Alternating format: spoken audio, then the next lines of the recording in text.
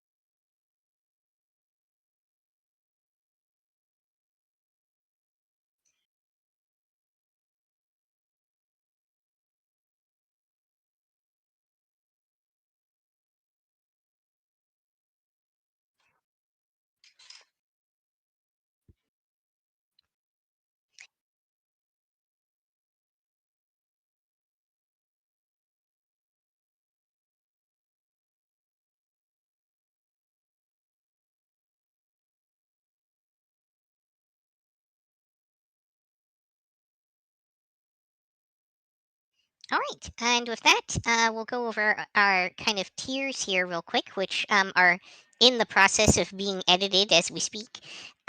So up at the top, we have our must watch. These are shows that we are, giving our recommendation, whether or not it's like your usual genre, that you should definitely check this show out. However, generally speaking, what we have here are not really ratings, but rather just kind of guidelines that will help you understand how much of a show that you need to watch in order to get a feel for what the show really is and is about, and make an informed decision as to whether or not this is something that you should be continuing with. Because there are many shows that follow, say, the 3 episode rule, or sometimes even episode 4 or 5 before you really know what's happening in the show. So we have the 3 episode tier. That's where it's going. That's your general 3 episode rule there, where it's going to take you 3 episodes to really understand where this show is going and what it's about. 2 episodes means that, maybe episode 1 is like a big departure from the rest of the show.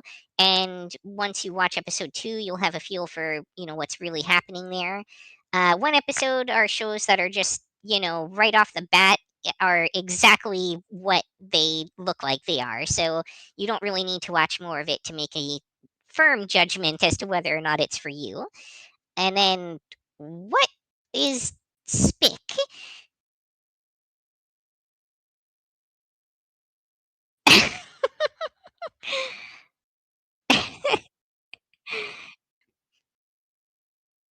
No problem. Yes, and then the final category is skip. These are shows that we are basically making the judgment off the bat that it's not worth your time to watch, even if it's something that you probably usually would. Skip shows are shows that, generally speaking, are just way below the quality threshold or are outright offensive in some manner.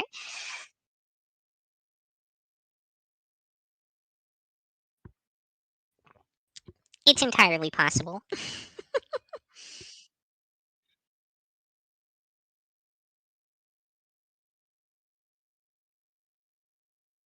I think we had 34 and then we added one more. So I think we're at 35.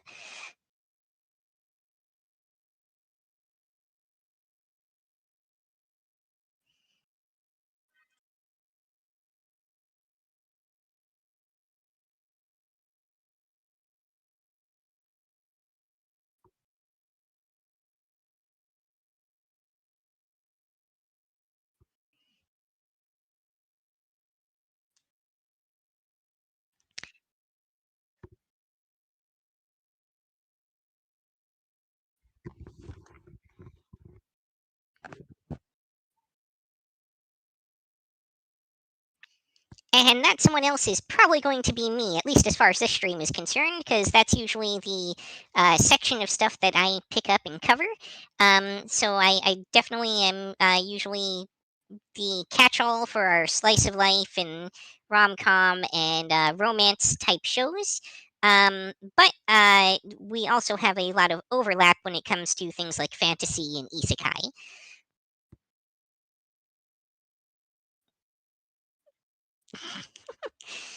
We're just a couple of trash goblins at heart.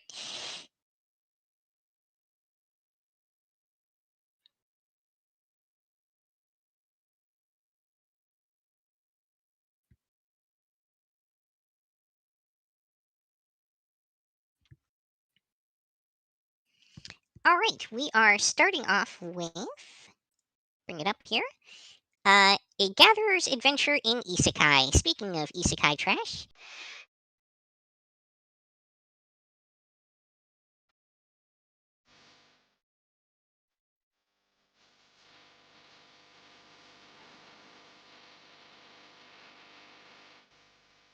ここからどうしよう。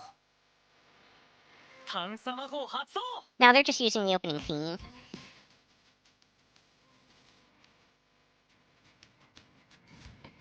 これはかなりいいんじゃないか。うんこかよ。しかもランク高っ。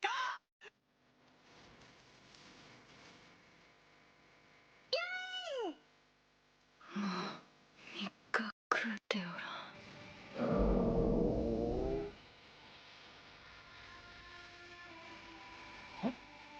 おお。いただきます。はっ。うわー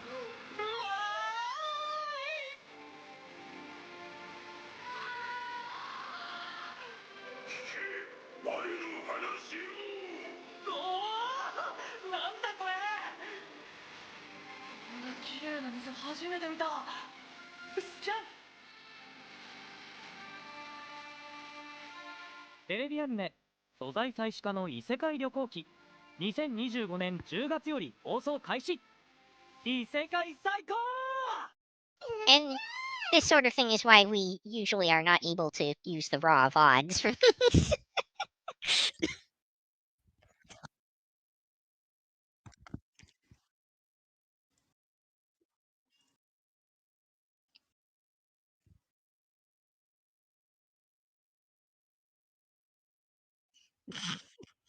The trailer streaming.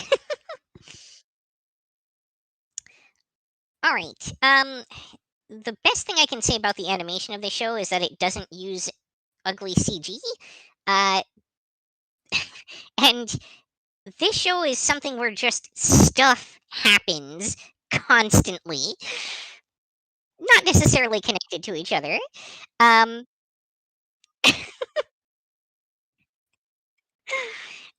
that said, we're not really here to actually review stuff this time, so I would say this is a one episode show. What's your take on it?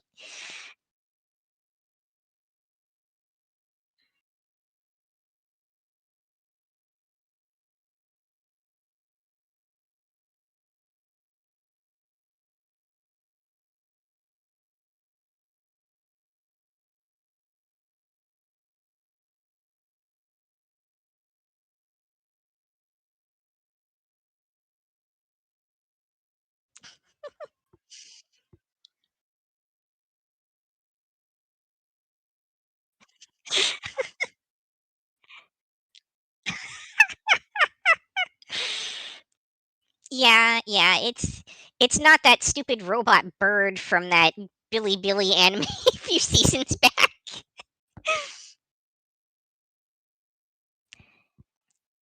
Yeah, it was their quote unquote child between the main character and his robot appliance girlfriend. I did, yeah. It was awful.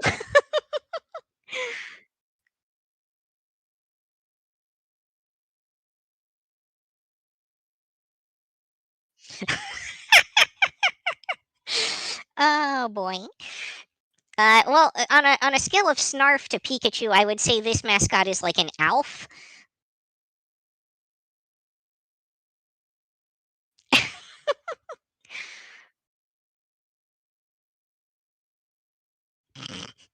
No, I don't really hold the cat thing against him. That's just he's an alien. It's his thing.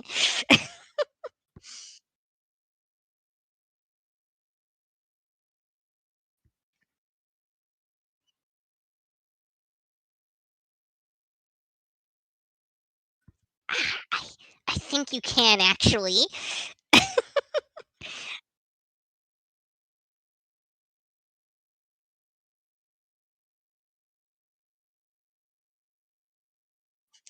It's like traumatic memories. We repress them. um. Yeah. There was something else I was going to say here. I don't remember what it was anymore. That's fine. We'll move right along. Next up, we have a mangaka's weirdly wonderful workplace. この世に絶対ないはないんだよ。そう奴の手持ちの中で私は最弱。自分のネームは遅れのくせに返事は即レス求めて催促するなんていうめんどくさいやつだと思われたくないだろ。でもまあちゃんと上がったし時間をかけただけあるよ。いいんじゃない？下見先生、いいから仕事して。なあもう好きな子に初めてメール送る中学生ですか？貴様に何がわかる？最近コミックス出て重波もかかった貴様にこの気持ちがわかるか？書き文字に白筆つけて見やすくするとかアシスタントして初めて知りましたし、それに嬉しかったんです。大丈夫ですよ二人先生、一緒に考えましょう。そのために私いるんですし。絶対所さん褒められたい、褒められないとポメラニアン、自己肯定感最弱ですさ、褒めれる価値プレスレ現代社会生き抜けない生きてるだけで大正解、休憩しよう全人類さ、先に触れて優勝。わからない。そういうお堅いお姉さんほどどうにかしてみたいってのがさ人情ってもんでしょ。担当さんの美しさが何か関係あるんですか？だからつまりテレビアニメ「笑顔の絶えない職場」です。10月放送開始。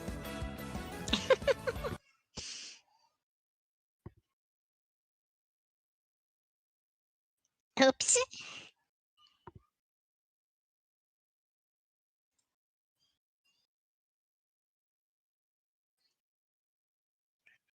Sure. This one I think is very much kind of exactly what it seems in episode one. So I'm gonna say this is probably a one episode show. This is a pretty decent little like workplace comedy slash Yuri low key romance. Um, it's decent. If that sounds like your kind of thing, give it a shot. I think what I was going to say about the first show is if you're not a fan of Isekai Trash, then that one might be a skip for you. Yeah, and I'm just realizing my mic's been muted to this point. Oh no, that's such a Uh, me move. I normally double check for that. Okay, yeah, that. And something like I said before, like these are the kind of shows I generally bounce off of. If they can go heavier into the material, I don't mind that. The characters are fun and nice, but God, that's And just a workplace rom com or not comedy. it does give you, well, it is kind of a rom com because she definitely has a crush on her editor. Um, but the series also does give you a little bit of insight into like manga production. So if that's the kind of thing that's an interest to you, and since you're here, you're probably an anime fan, which means that's a decent chance. It might be worth taking a look at for those purposes too. But there's definitely other series out there that do a much deeper dive into that kind of thing. Yep. All right. Go Next up, we have 3. a star brighter than the sun. 上白後期は初恋の男の子です。私が好きだった後期くんは Oh, that's not helping at all. 多数が Okay. 一般的にかっこいいと思う上白くんになってしまいました。小学校の時の上白くんではないから好きになっちゃっダメなんじゃないかって。岩田、ずっ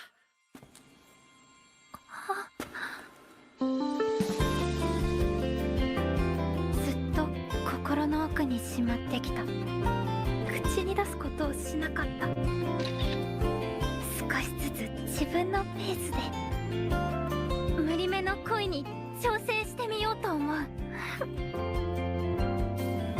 太陽よりも眩しい星、どんなに眩しくても目をそらさない。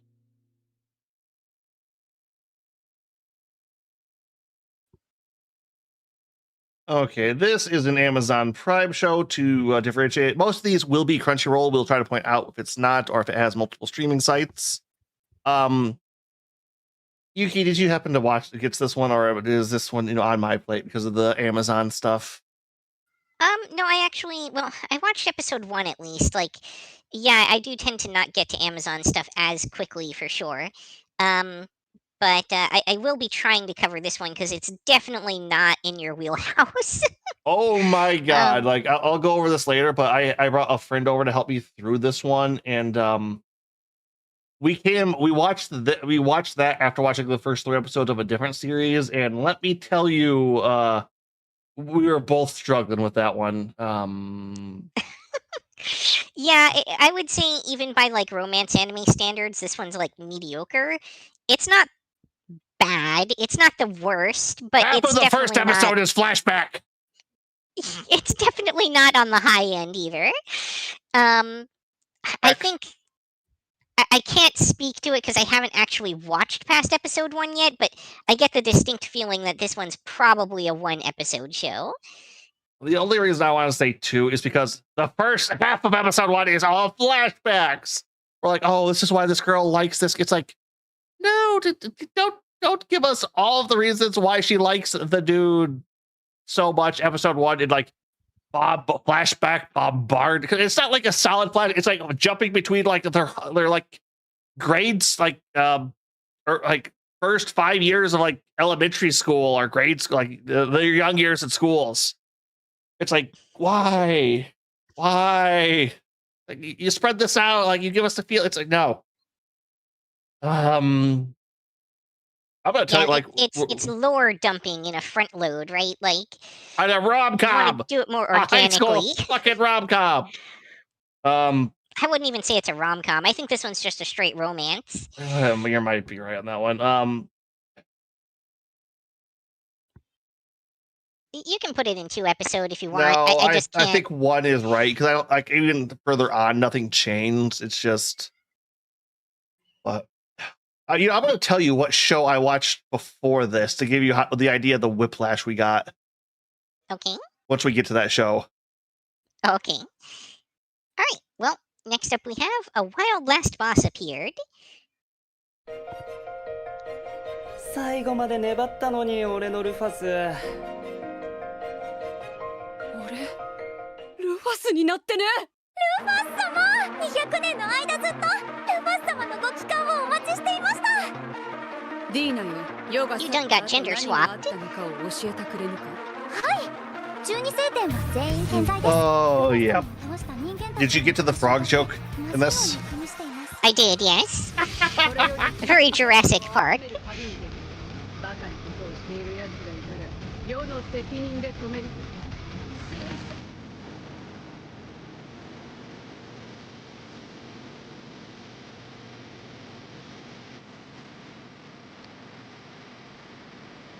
As jokes go, I would say the RV joke was a lot better, though. It was supposed to be a joke, though. どなたが200年でどこまで成長したか好みで試してくれる。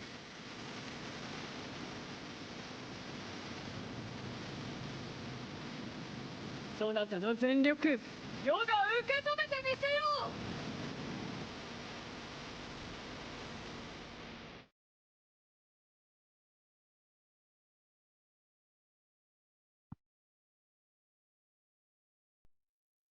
I would say this is also kind of a 1 episode show. Yep. This has been one of the more enjoyable shows for me this season, though. I will put that out there.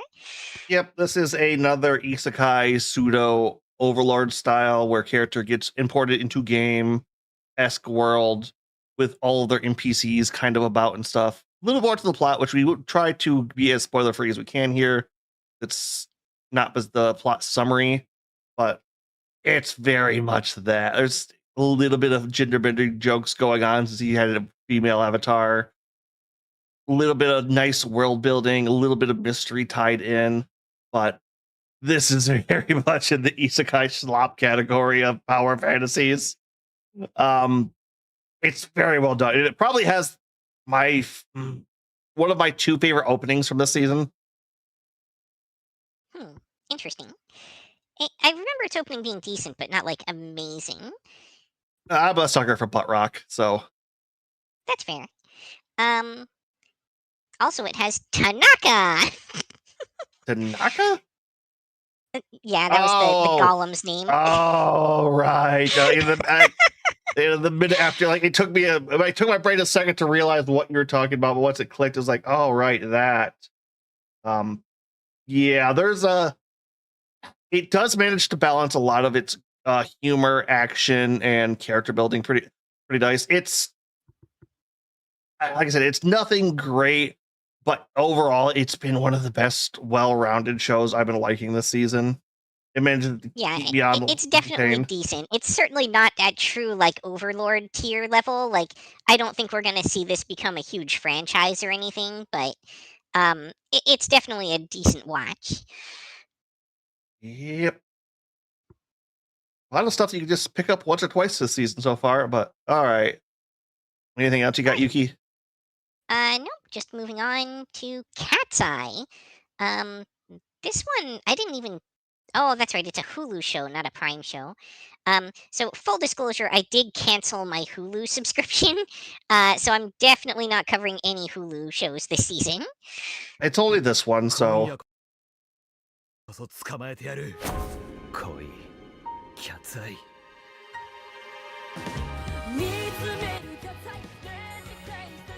これがお目当てのローマの女ね。作戦通り。指紋は関係者から入手済み。行くわよ。There was also Wand Dance, but I don't think that ever actually got I could not. U.S. release. I could not find it. There wasn't like some weird stuff, and even that, like even the unlicensed stuff was extra hard to find this season. 店名はどうにかならんのか。何か文句ある？泥棒と刑事、やっぱり難しいのかな。しばらく泥棒と刑事の関係を続けていくしかないんじゃない？ええ、私たちの目的を達成するまでは。じゃあ予定通り結構ね。了解。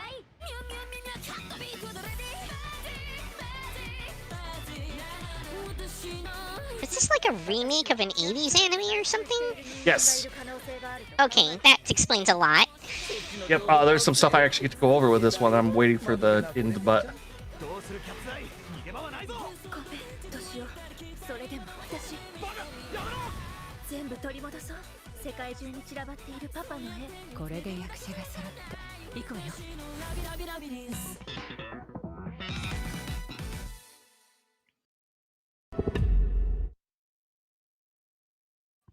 All right, I'll let you take this one away. all right. So if anyone's ever wondering why an 80s anime like this is getting a reboot, it basically revolves around of ghost-like thieves who leave a calling card before they commit massive crimes in a team to taunt police in extreme over-the-top thefts. Yeah, Why? the generic like Phantom Thief plot, right? Oh, but they actually called them Phantom Thieves in like the first episode. It goes off a lot of that plot. It's the show itself is a bunch of shorts. Not a lot of at least the first couple episodes. The thefts were, I think it was like 5 different thefts in like the first 2 episodes. So it's a lot going on in this show. It's very, for its time, it probably was Would you good. say that the heists are fast and furious? Yep, there's that into. We also have the generic rom-com of, oh, hey, the cop who's in charge of trying to hunt them down loves to go to the cafe, drink coffee, and flirt with the head thief that she doesn't know about. And I don't like I like old school 80s feel for anime, and I like a lot of that. But dear mother of God, this doesn't do much. And if you played Persona 5, you'll be like, wait a minute, wait a goddamn minute here. I was watching this with a buddy of mine, and they were going through that through and through. It's not over.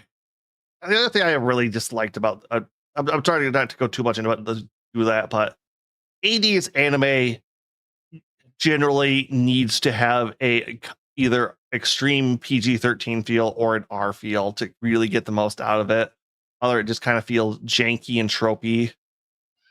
Yeah, I've noticed a real trend that as these 80s series are remade, they get heavily sanitized in the process. Yeah, and the ones that do generally do not feel as good since the well, where we want to go, blood and boobs are a big pull for those shows. Yeah, I mean, they kind of defined a lot of anime of that era, right? And so, like, without that, they lose part of what made the franchise that franchise. Yep. Overall, you watch episode 1, you know what you're getting out of this one. If you're kind of a Persona fan and like the Phantom Thief aspect, or aren't familiar with a lot of the classic I don't want to say like thief anime tropes, you might enjoy this one, but it was a hard sell for me. This is kind of up my alley. It seems like the kind of thing that was probably produced very much back in like the Lupin the Third heyday, when that was just like a popular genre. Yep, I could definitely see that, but with the Charlie's Angels for the Three Beautiful Lady themes. Yeah. All right, what do we got next, Yuki? Next up is Chitose is in the Ramune bottle. 美しくありたいんだ。あの日見た月のように。ラムネの瓶に沈んだ。ビー玉みたいに。どこかの誰かに好かれて、どこぞの何かしかに嫌われる。俺を取り巻く世界は。I watched this. I still don't know what it. I don't. いや、その山崎君を説得して投稿 That's させた fair. っていう話っすよね。自分なら解決できる問題が転がってるのに、それを放っておいてもいいのか？何でもできるみんなのスーパーヒーロー、千歳くん。打ち破れライアー、傷つくのが怖いか。I think the music is by the same people that did the music for どうだった？何か怯えてるように感じたかな。絶対 Rascal Does Not Dream of Bunny Girl, but I'm not sure. I haven't checked that. Okay, that's actually a show I never got around to watching. 相変わらず君は不完全に完全だね。そう身構えるなよ。腹割って話そうぜ。俺たちの惨めさなんてわかるもんか。さっさと帰れよ、やりちんくせえ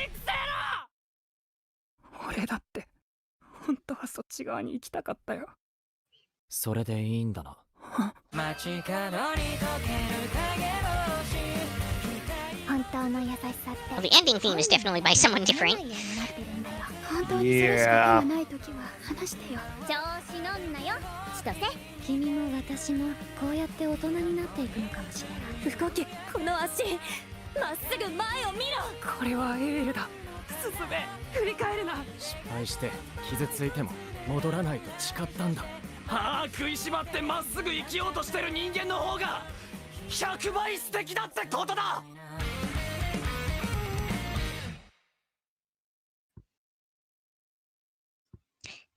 So kind of to your point, Agent, yeah, I'm at least like 4 or 5 episodes into the show, and I really just am still not sure if it's going anywhere. The animation in it's quite nice, but like, I want to say, from what I've seen so far, this is kind of a 1 episode show, but the reality is it might be like a 6 or 7 episode show. I watched 2 episodes of this. I don't remember it. I watched the show. I do not remember it. To be fair, I watched a lot of the high school rom-coms back to back just because I was dreading them. And It all kind of blends together after a while. yeah, is that this one? That might be the Yano-kun one. That's not no.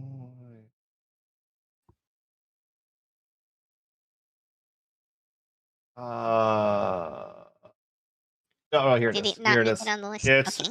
no. I made sure of that. That's how bad this one is. Like, I had to get the weird thumbnail for this one, which only a couple of those had to do that with.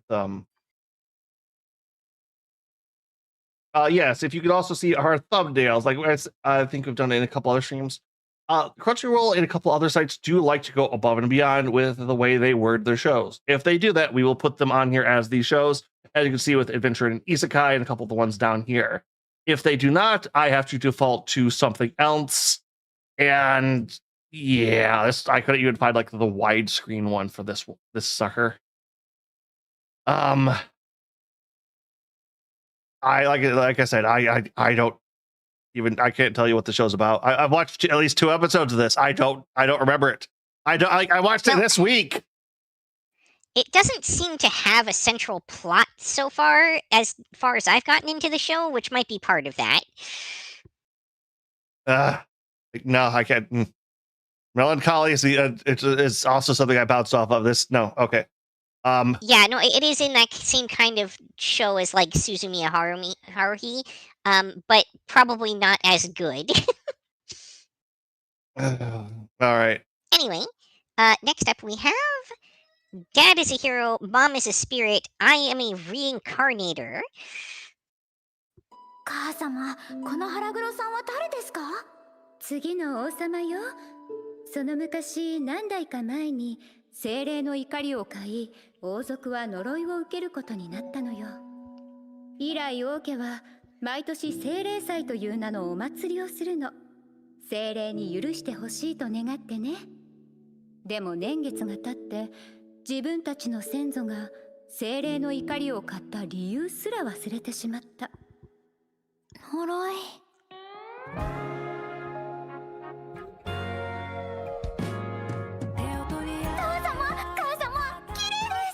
ありがとう。あまり他の男どもの目には入れたくないのだけど。あらまWow, あ。how あ chauvinistic. れが王家だ。第一王子のお坊ちゃんは賢そうね。腹黒さんと直接。Yeah, to be fair though, they talk to each other like that though. なぜ王家と精霊が契約できないのか。 They're a little bit like Morticia and Gomez? エレンは Gomez, yeah. に目をつけられた。待っていたよロベル。そして小さなお姫様。紹介しよう。ガディエル、12歳。お会いできて光栄です。あなた、ちゃんとエレンちゃんを守ってね。俺の娘に触れるな。ねえエレン、君はあれからどうしているの？私に魂たちを解放する力があるのでしょうか。生きてゆけるの。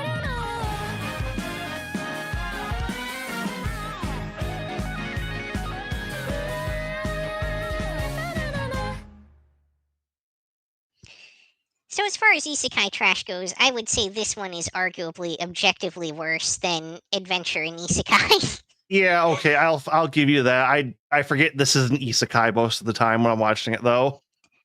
That's part of its problem, to be honest. Especially because the character that's supposed to be the main character, which is the daughter, is not the focus of the show. Not at least not yet. At least not in the early episodes, because this tries to be a I don't want to say Game of Thrones, but fantasy political kind of show to start off with. But it truly does not have the chops to do politics. No, it's best when it's being cute and funny, which that's coming from me at this point too. So, Yeah. I don't quite want to say one episode on that one, since that feels like you don't get a good testament for all the characters in that yet. Although I don't really, I'm trying to think of what happens later on that you get a better feel for, and it's like not much. The only one that you really gets like introduced in the later episodes is kind of like the royal family and the king. So like you get more of the antagonists coming in. but you get all the main characters in episode 1, I think. Yeah, this is a one and done. One episode, not one and done. Like, I'm enjoying this. This will probably be something I could watch for the fun of it. This is definitely the kind of show that if you want something mindless that you can put on in the background and not really focus on, this works for that. Yep. Overall, not bad, not great. It's cute and fun. More isekai for the pile. Yep. One more in the burning trash bin. Oh, sorry. Next up, we have Digimon Beat Break, and this one is going to be all you, Agent. デジモンってのはサポタマから生まれたモンスター。そんでそのデジモンが起こしたトラ I ブル am を really 解 happy 決 you して realize I was 賞 just 金 going を to 稼ぐ figure のが out a way to 私た cover ちクリ this. ーナーの仕事。 I was tempted to drag somebody in here and make them pick this as like their special show for a minute. Listen, we're allowed to make exceptions to our own rules when we want to. That's kind of We're what I just just not went to. obligated to to cover those kinds of shows. 私はレイナ。何よ。誠と言います。誠見えない。賞金を免除されるためにはクリーナーとして働くしか道がありません。トモロ、俺と一緒に来い。クリーナーになれっていうのか。他に当てがあるなら話は別だがな。だがまだ希望はある。俺っちを信じろ、トモロ。 Yeah, this is the other show whose opening I've kind of been on the list. It's made it onto my playlist. I can see why. 先手必勝。フリースティモン進化。データベースにも出てこない新種のデジモンです。データロックされてる。困った時はお互い様さ。俺は Definitely a solid OP. 信用してない。お前は一人じゃない。信じろ、お前のビートを。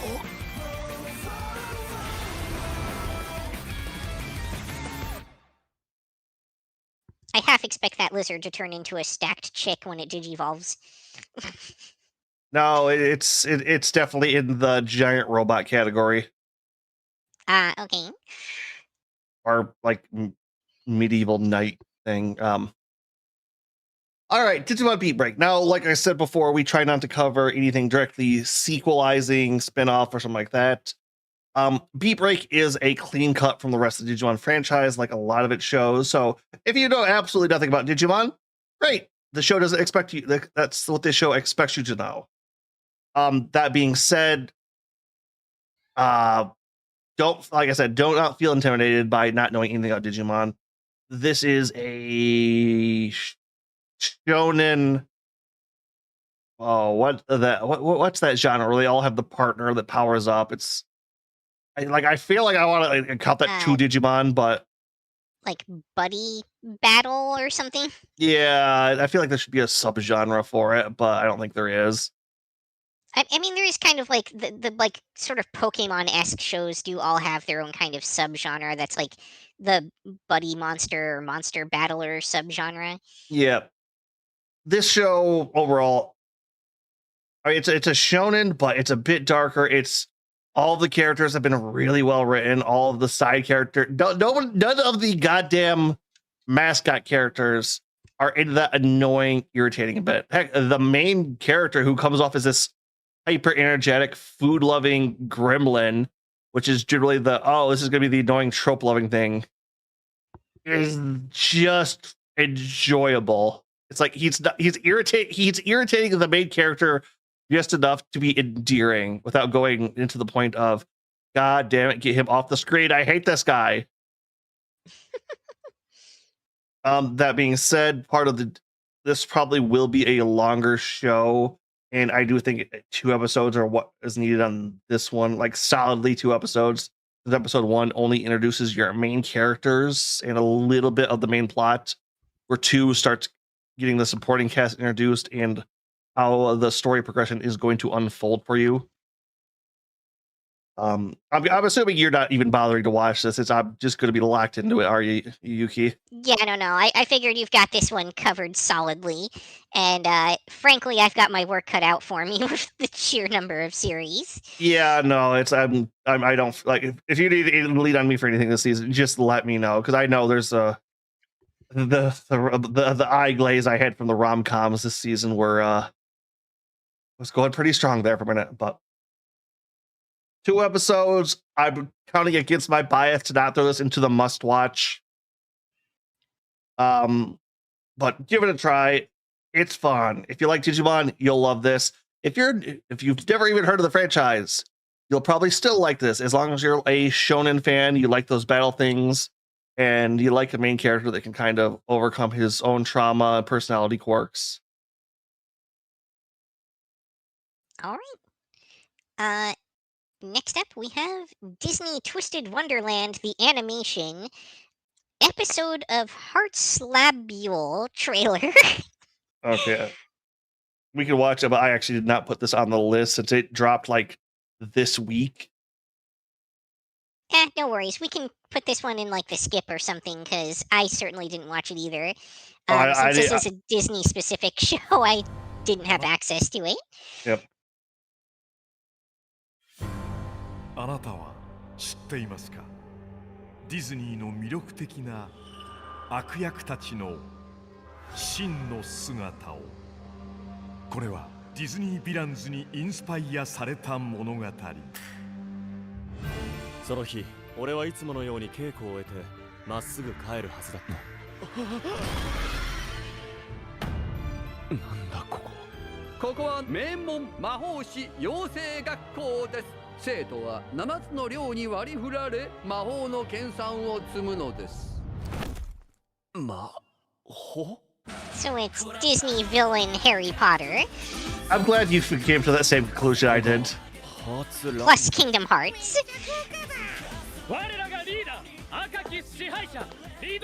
I think you can just go with Kingdom Hearts Hogwarts. 庭のバラは赤く、テーブルクロスは白。よろしい。ルール違反はお分かりだね。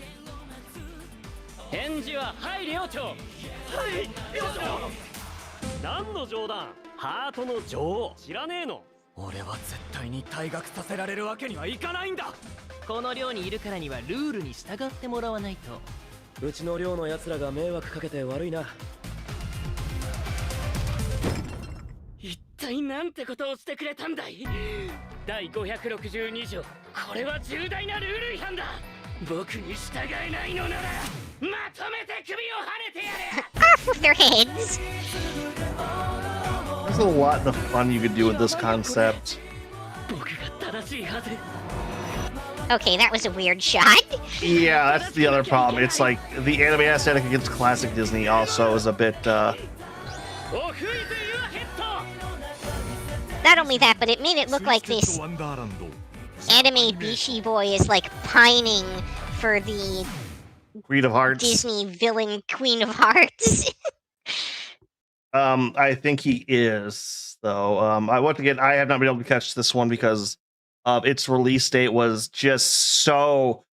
Like, we try to accommodate a lot. There's a reason this list is coming out later than it normally is because of all the late or early starts, however the hell that one. So, because there's like a 4-week split between the beginning and openings from some of these stupid freaking shows. I didn't grab a thumbnail for this one either. I'm just realizing. I'm not gonna pull one up either. That's fine. We didn't watch it, so we don't really need to rank it. Yeah, like we tried to go over some stuff, but like this is hard. It feels weird. Like maybe it's good. I might try to throw it in the end of season review, but for now, I think we'll just have to skip it and go on to our next tab. All right. In that case, what do we got? Next up, we have Dusk Beyond the End of the World. Yeah, this is I don't want to say like anything horrible bad about this one, but yeah, does the story want to spin a lot of plates all at once? That is true. That said, I will say that this is one of the better animated and more interesting and original shows this season. You're definitely not going to get a feel for this in episode 1, Nope. Which I guess is kind of technically episode 0. Because the first episode is just entirely the like flashback setup before you get to the actual timeline that the show takes place in. you kind of do need to watch that episode for context because you really won't understand what the heck is going on if you don't. But yeah, I would say this is at least a 2-episode show. 2, I almost want to go 3 with this one just because episode 2 throws you into such a You know what? I'm on board with that because episode 2 it just starts to kind of give you a idea of the current timeline, but you don't really get all of the characters introduced until episode 3.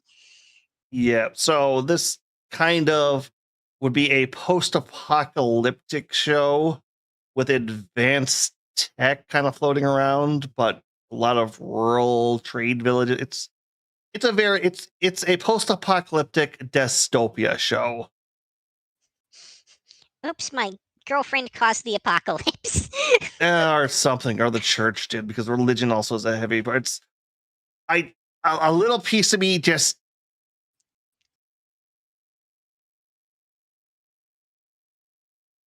There's a lot of themes going on. yeah, and most of them I hate with good night. Most of them I'm hating because of the current world we're living in. And it's like, no. Yeah, that's understandable, but that's also kind of what makes a show like this so important. It is. It's just it can be a bit tough. Like I said, it's good, and it just we just need to. This one is going to be one of those. The ending or the back half is going to very much determine what I feel about this show. Early on, it's very hard to tell. Like we were saying, 3 episodes, and I'm betting this is going to be a multi-season show. At least I hope it's going to be a multi-season show. If not, they've already kind of hit like what feels like a filler arc, and it's like the filler arc is going to be a short show. I will throw out there, this is a show that you have to have a relatively open mind about things like the nature of relationships going into, or you may bounce off of this one. Oh yeah, it does do the one thing I will say. It does do the world building of this is just like our modern day. It's like no. This is a new world with a different culture that has different prospects of what they think is acceptable or unacceptable. And if you can't wrap your head around that, or if you can't accept those kind of shows as no, why would they do it like this? What we have is fine. You will not like this. Although one of the things that makes it interesting is the way that it clashes that against the expectations and predispositions of people who do remember our current era and culture. Yep. Overall, we'll have to wait to see how that goes, but if you want a post-apocalyptic adventure with advanced tech, it's not a bad show so far. All right. With that, next up we have Nocia or Nasia. I'm pretty sure the G is silent in any case. Nope, it's Genosia.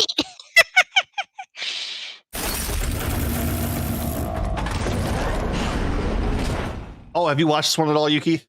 I was actually watching the first episode of this just before the stream started. その問題が解決しない限りこのままじゃ到着はできない。永遠にね。時間です。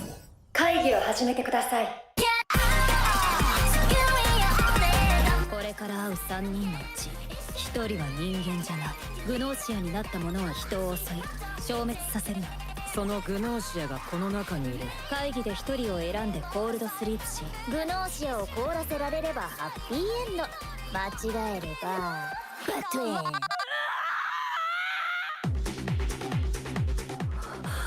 分かった。戻ってる。2個犬。だから分かるんだ。グノーシアは。ユーリ様。お慕いしております。誰だ。たとえ同じ時間を繰り返したとしても。結果も変わっているということさ。Oh, it's a time looping show. Okay. このループからは脱出できないんだ。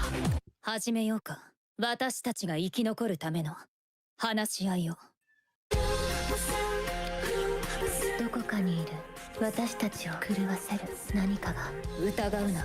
恐れるな、そして知れ。狂乱の宴、ここに始まれる。この僕を疑っているんだ。信じろ。信じろ。信じない方がいいよ。誰のこともね。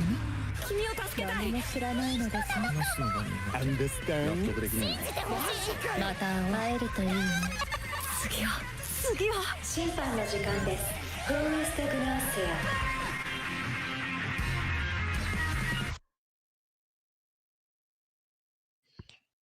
I watched enough of this show to know that 3 things about it. One, it has some interesting concepts around gender, and that it arguably doesn't implement those very well. 2 is that it makes the Among Us reference in the first episode. And 3, just go ahead. I'll come out in a second. okay.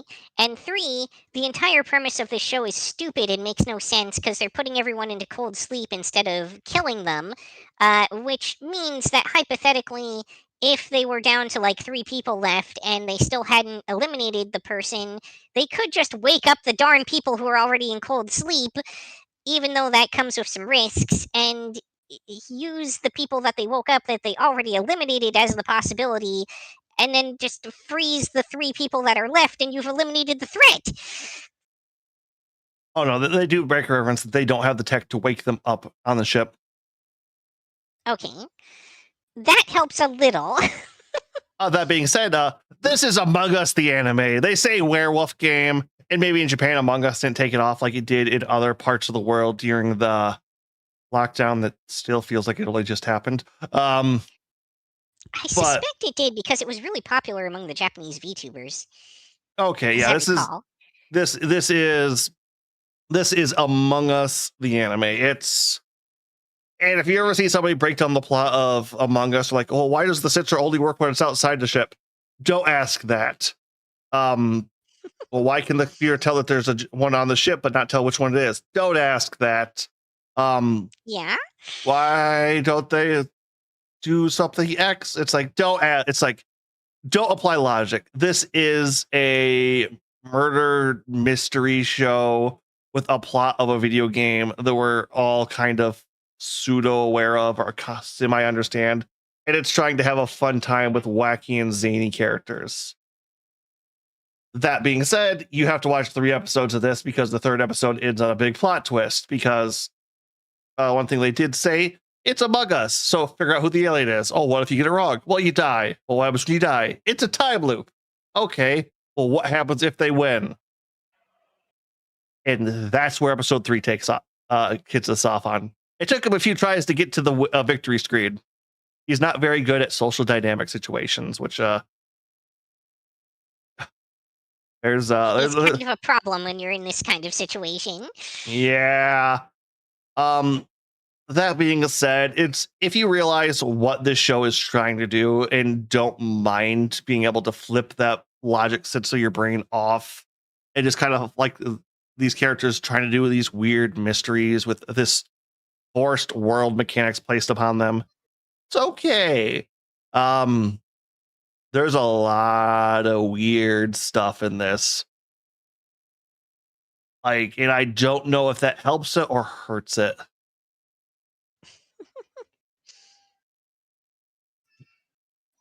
Yeah, visually, it's also a kind of a weird eclectic mix. Like, they made the character models too detailed to be able to render them in a way that makes sense in the environment. Honestly, if you would have told me this was a VTubers anime of Among Us with a story, I would have believed you. But it's a mixed. I'll have to see how it ends once again. But man, it's a weird one. I'm enjoying it. I am enjoying it. It's weird. It's very weird. All right. Next up, we have Hero Without a Class. Who even needs skills? 職業それはこの世界において女神様からの祝福だ君は無職だ努力には意味があるだから食とスキルがなくても悲観することないかなって。 Yeah, this definitely isn't we have 俺はもう jobless reincarnation at home. Yeah. 俺は無職だ。スキルは女神からの祝福だ。好きに選んで手に入るものではない。ようこそドラゴンファンクへ。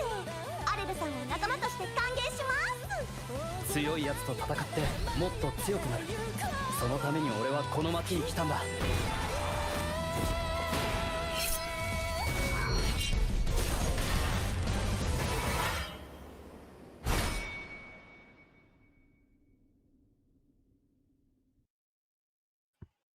So yeah, this is definitely a like turn your brain off kind of. I can't believe it's not isekai fantasy slop anime. Okay, one thing I wanted to say that I think I tweeted out a little bit. It's I love how the main character is very much oh, this girl likes me, and I'm a boo guy. Nope. It's like, well, I think it was a one scene. It's like, yes, it's like, what do you find attractive? And like, what, like, why don't you find me attractive? Looks at chest, flat. Looks at other girl, it's kind of childhood friend, stacked. Like, I think I want to go with her instead. Just, it's just tasteful enough. I get a kick out of it. But that being said, it's still very, very trashy. And very much of those. Well, I don't need a class. I don't need all these skills. I'm just that good. But granted, they don't just raw skill it. It's they do show it like he trained a bunch, did a bunch of hard stuff. So there is a bunch of leeway on that one. I almost want to say episode 2 for 2 episodes on this one, just because the plot doesn't really get going until then. Yeah, that's fair. He doesn't really like link up with the guild and everything until episode 2. After that, though, it's he really hasn't had a hard time with anything, and he's just kind of powering through everything else. He has to fight and all this other stuff. And it's just been power fantasy after that. So it's if this goes to a second season, I'll be surprised. This feels like a 12 and done, but if you want some brain rot fantasy, it's okay. Yeah, also don't expect characters to be like on model or anything like that. Animation quality is definitely in the subpar range. I did not notice that, but all right. Next up, we have inexpressive Kashiwada and expressive Uta. よう、柏だ。差し入れやるよ。なんだ今の動き。何か仕掛けてきそうな顔してたから。どんな顔だよ。ふす。こ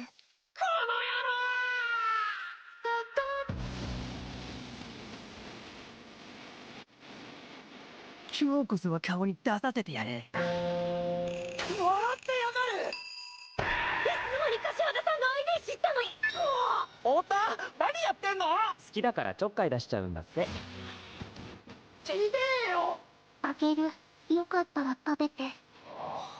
顔に出てんぞ、太田。でも、太田のそんなとこが好きだよ。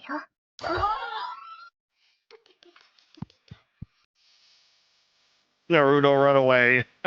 いいか。これはデートじゃねえ。やっぱり照れてる。照れてねえ。柏田、赤くなってなかったか？太田はわかりやすいんだけどな。うるせえ。なんで柏田さんにこんなに反応するんだろう。うす。何笑ってんだよ。真っ赤。そういうのじゃねえから。そういうの？こいつやっぱりわかりづれえけど。なんだよ。来年も一緒に見ようね。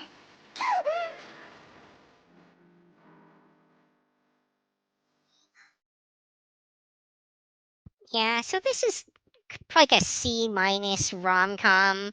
This is very much like the Tenmu version of Komi Can't Communicate or something. That's the show I was trying to think of. God damn, that was it was bugging me. I was like, this is that one show where the girl's like always bug-eyed but can't talk, but it's like, ah. That being said, even in that trailer, my eyes were glazing over. I was starting to wander. Yeah, this is honestly one of the most boring shows this season. Um, I won't say it's straight up a skip, but unless you're really into this kind of genre, I would give this one a pass. I would say like there's enough in this season alone in this genre. Like I feel like we should throw a few of these into skip. Yeah, I certainly can't wholeheartedly recommend it. And I will say, even if we throw it into skip, if you watch the first episode of the show, you know what you're in for. I tell you what, we'll throw it at the bottom of one episode right now. And we'll come back to it later, depending on like how stacked this gets. Because all right, caffeine. I need some more of you. Yeah. Before that show makes you pass out by proxy. I'm not joking. Right. Like my eyes fluttered shut there for a second. Just I'm drinking caffeine. Took a caffeine pill. Took a nap before this just to make sure I can have the energy to keep going. Well, as I said, it is one of the more boring shows this season. All right. Next up, we have Let's Play.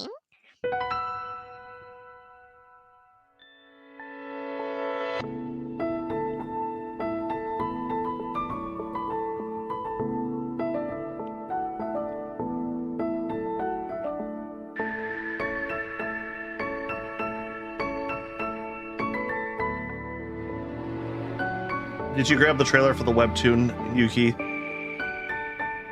No, this is the official trailer from Crunchyroll. Yeah, there it is. Okay. 私が主人公の最難関の物語。 All right.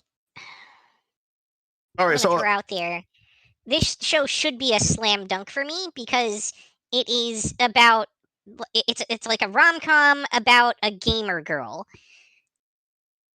And it is definitely not a slam dunk for me. Go ahead, Agent. Oh, what I was gonna say, it's like I was poking around, like talking to Pix about some stuff. He actually brought up to me, this is a very popular webtoon series that recently got a printed version.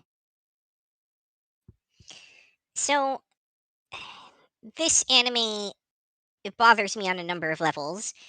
One is that it has just like a bunch of disparate different character design styles in it, as though different people came up with different characters for the show or something.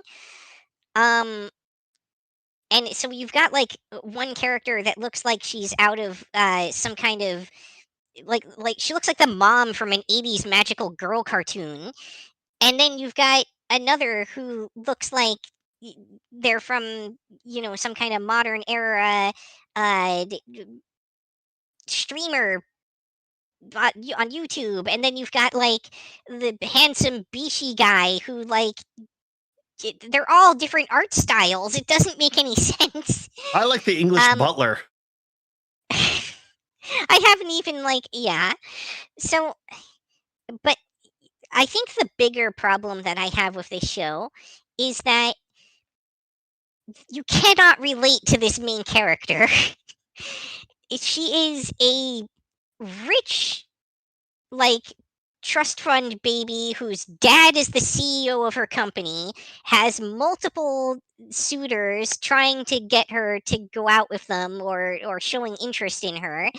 And the central romance is supposed to be between her and someone that it's established at the start of the series she kind of hates because they basically destroyed her life. And I'm like, this is not a good way to make a character relatable. Well, because you know what this is, right? I'm not sure where you're going with that. This is a Korean rom-com. Oh. Well, I mean, that might explain some things, but yeah, so this is heavily steeped in like the Korean rom-com trope angle. So this is the rich girl meets the rich guy who both do eccentric and weird things because they're the younger generation. They don't quite get along well, but they kind of like each other. But it's like, weirdly enough, I know an exorbitant amount about rom-coms, lore, tropes, and from around the world as much as I dislike them. But this is very much in there. This, I feel like we're gonna get some flack for putting this down, but this is one episode. You know what you're getting to right off the bat with this. And not only that, but I would say, unless you have that kind of background in like Korean rom-coms and you specifically like that kind of thing, you're probably going to want to give this one a pass. Oh, apparently this is like There's one of nothing. Go ahead. Before it got pulled because of licensing issues, this was like one of the top 5 series on Webtoon. Wow. But yeah, this, like, one of the things that ruins a romance the fastest is making the characters unrelatable. Yep. Okay, you want to put this below Magaki's World or above? Oh, definitely below that for sure. Oh, okay. No question. Brighter Than the Sun? Brighter Than the Sun's better than this by a wide margin. Oof. I'm gonna put this above Cat's Eye just because I feel the tropes of this, and at least I know this is better played than that. All right. Next up we have Little Miss Vampire Can't Suck Right, which sounds way lewder than it is. Trust me. Oh. 転校生の石川さんは吸血鬼だ。ミステリアスな雰囲気と圧倒的な存在感でクラスみんなの注目の的。モブの俺が関わることはないだろうと思っていたのだが。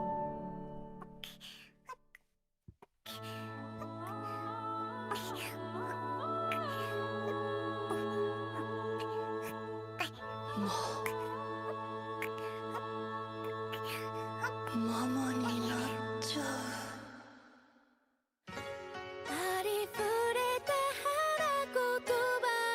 This really isn't helping the loot angle.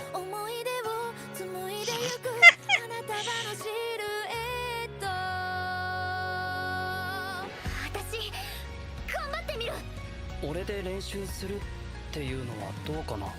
石川さん、私も血を吸われてみたいなーなんて。ったく、二人とも石川に甘すぎだろ。甘やかすだけが教育じゃないんだ。いただきまーす。吸血鬼はかっこよくないとダメなの。気にしなくていいって。俺石川さんの練習に付き合うって決めたし。よーし。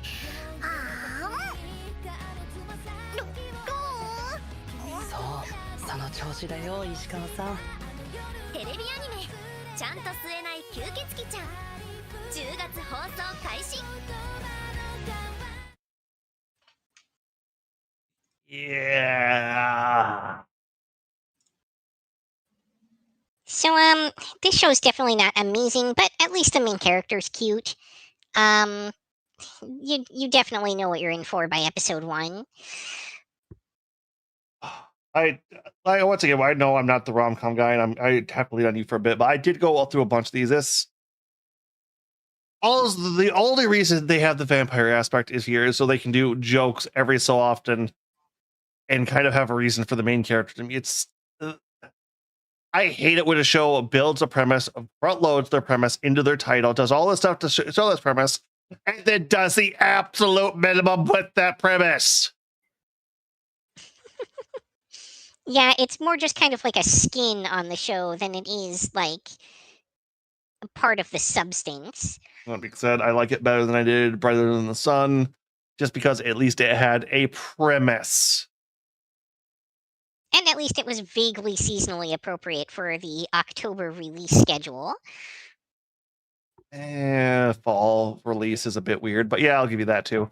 That being said, it's a high school romance rom-com with a little vampire jokes occasionally thrown in. She doesn't.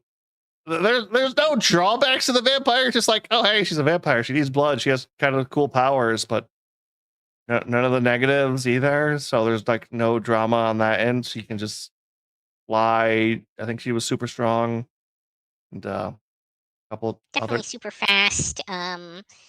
The only real drawback she seems to have is that normal human food does not sustain her no matter how much of it she eats. Yeah, it's they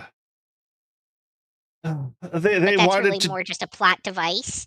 they wanted to use a premise for the jokes and then nothing else about that premise, and it's irritating, but it's not awful. Not the most offensive thing Nope. you've seen. Nope. That's what I meant to do. All right. Next up is Alma-chan wants to be a family. 戦闘シーケンステストは91から99まで完了。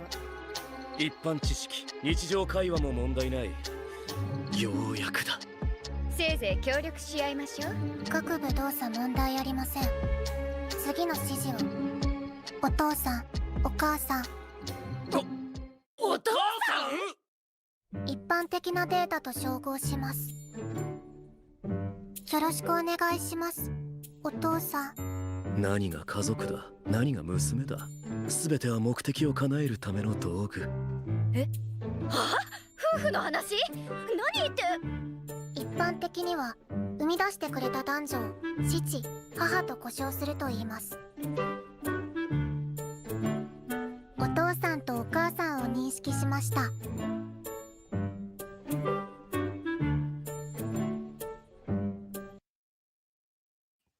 You can't tell me this wasn't funded by the Japanese government to convince people to have more kids. Well, I would say that this one is less of a rom-com and more of a sitcom. But really, the whole point of the show is just to have a cute robot girl doing cute robot girl things. It almost feels like it's a little bit of Spy X Family with more of an Anya focus. But yeah, I got that vibe too. Only it's definitely we have Spy Family at home. It's not on that quality level by any means. No, the only reason I also like to say that is like I've seen this set up for an anime. There's about 3 shows where this season where it's like, I know this plot. Why is this plot in this show? Like, what's this plot doing? Well, it's okay. Weirdly enough, I saw it with like a spinoff of Mazinger of all weird things. But the robot girl who has all these crazy powers going to high school, going to elementary school, I think, or just having normal day-to-day life as a young child. It's an older Japanese plotline that they're retooling for a modern era. It's well done. Alma-chan isn't an irritating child. She's just goofy and wacky enough to be fun. It's no one in this is offensive. It's just the show is cute, but don't expect much more than that out of it. Yeah, I think 1 episode for this is good. Yeah, I'm with you there. I'm putting it above Mangaki's life, but Hero and Spirit. I would put it just below that myself, but yeah, there's some leeway there. I could definitely say you're better at these type of shows than I am. I'm just doing that because there's enough wacky robot hijinks, which I'm a sucker for, where it's kind of elevating it for me. I think the counter to that is that we have at least 3 or 4 shows that involve robot hijinks this season. Yeah. God, we really. I'm like I was thinking about like all the because we have this season. Well, that really is a common trope this season, isn't it? Oh yeah, and that includes our next show, even though it's kind of technically subverting that. Mechanical Berry. There's a robot in this one. まさか本当に作れるとは。俺が一番嫌いな人間がどういうやつか教えてやろうか。嘘をつく人間だ。故に俺に嘘をついた人間は社会的に殺す。こ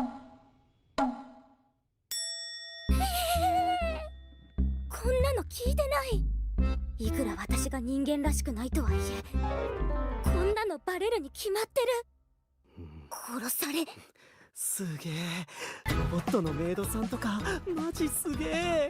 This actually was the third show I was thinking about too. So. ちょっと待って。これ本当にさっきと同じ人物？俺は感情を持たない無機物しか信用していない。硬い。さすが金属製品。本当です。ロボットメイドです。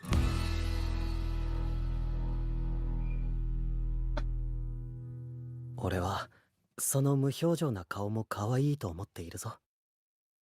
行くぞ。そんなこと言われたの、生まれて初めてです。Alright, so they alluded to it here.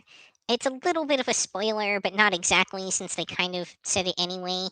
Um, just to clarify, the central premise of this show, although it sounds like it's going to be a robot hijinks thing, it is actually that the main character is a martial artist who is known for being like cold and expressionless and robot like, who has been hired to pretend to be a robot maid for the rich male protagonist.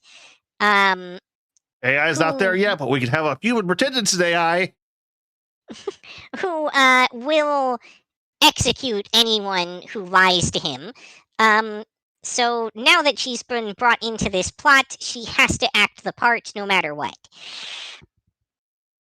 I would say this at least has a lot of like originality going for it in that regard. I think this is probably still a 1, maybe a 2 episode show. 1 gets you the main plot very well. The biggest problem I'm having with this show is the main character, like the main love interest protection guy, is very on top of everything he does. It's just he has a exuberant blind spot for the robot maid, which he's obviously instantaneously fell in love with, and has those love blinders on of can see no wrong. Kind of, but I think it's more generalized than that, because from his perspective, the only one he can trust very specifically are people who are not human, which is why he wanted a robot maid specifically to begin with. You've only how many episodes of this have you watched so far? I'm like, I think 2 episodes in. Okay, because that's kind of the plot point of episode 2. Mhm. And he kind of has to backpedal on it. I see. Alright. Well, moving on, we have My Awkward Senpai. その案件の担当はお前だ。私に尋ねる前に解決策を提案するべきだろう。あの人厳しいから。カンナワさんいっつも怒ってる感じで怖いんですよね。今日から新人が一人うちに配属になるんだよ。カンナワさんに教育係をお願いしたいと思ってね。私がですか？真剣嫌だ。よりによってなして私。はじめまして、亀川優です。責任重大やけど頑張らんと。わからないことがあればすぐに聞け。それで済ませるつもりか。体調管理も仕事のうちだぞ。そうですよね。すいません。カップラーメン1個っち。心配すぎる。全力で頑張ります、先輩。名刺交換の練習だ。先輩、大丈夫ですか？またやってしもうた。急性緊急上昇。今時上司がランチに誘うなんてパワハラみたいなもんじゃろか。いないっすよ。こんなに気にかけて。This is some really retro theme song, by the way. あいつのお気に入り。 The animation style also has that early 2000s. We just switched a digital look to it. 最高の上司になるためのコミュニケーション。 And the character design, not the actual animation quality. もっと優しい言い方があるっちゃろう。先輩として後輩をサポートせんと。俺はカンナー先輩の優しいところを知ってますから。ありがとう。不器用な先輩。This definitely isn't the most entertaining series this season, but I do have a soft spot for these kinds of like office shows that involve a heavily neurodivergent coded main character. I can stomach the damn show. It's just the rom-com life slice of life modern day. No. That being said, I didn't find anything offensive with it like some of the other ones we've had kind of head on here. This is just kind of meh. Like, Yeah, if I'm being objective that's about it, it's pretty middle of the road. Um, the right only there thing with that's really interesting about it is just that neurodivergent aspect of the show. I put this right next to Mangaki. I don't know if it should be above or below. What would you say on that? Probably below in terms of entertainment value. Okay, that's about where I'm at on that. Yeah. All right. Next up, we have my friend's little sister has it in for me. 好きな子には意地悪してしまうものだ。その仮説がもっともらしい真実として語られているのか知らないが、少なくとも俺にとってそれは完全に嘘だった。うるせえぞ。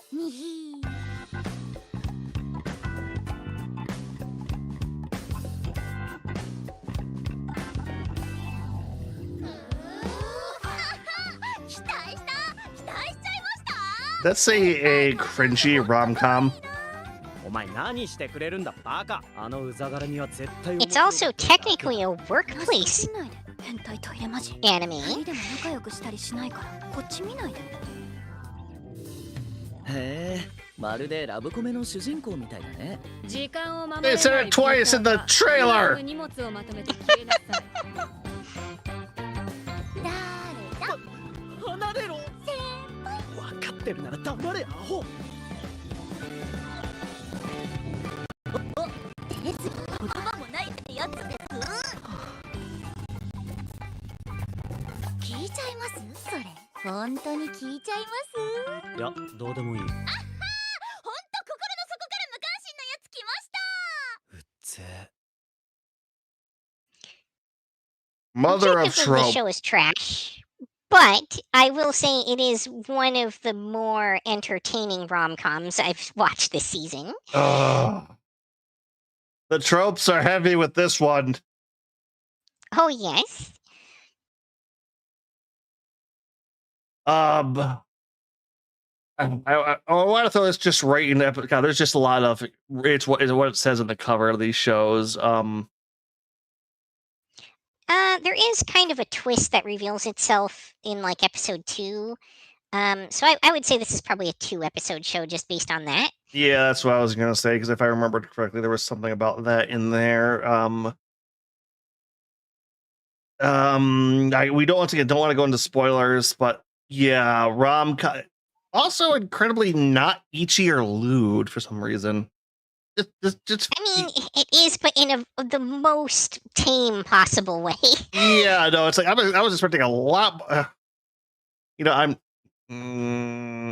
I was expecting a lot more panty shots in this show than we got.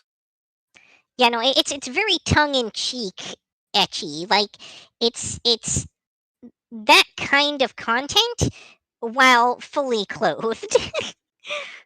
Yeah, without all the which once again, I don't remember how old anyone's supposed to be on this one, but it feels like, oh, let's make a Ichi rom-com for people who don't like sexualizing teenagers. So it's okay, that's perfectly fine, and I probably should agree with that a lot more than I do. But well, the problem is it's still sexualizing teenagers. It's just not showing anything when it does it. Yeah, that's about. It is the decaf coffee of the ecchi genre. Yep. You can take as much of the caffeine out of it as you want, or try to, but it's still coffee at the end of the day. Yep. All right, then let's move on. I'm gonna say we're probably right around. Yeah, we're right at about 4 o'clock, and we're about halfway through our trailers. Do we want to go ahead and take our usual bio break at this point? Yep, we can go take 5. Everyone, we will be right back, and we will be going over the rest of those in a bit, which, I feel like I'm saying some of the best stuff is yet to come, honestly. But, all right. Oh, yeah. Be back in a sec. BRB.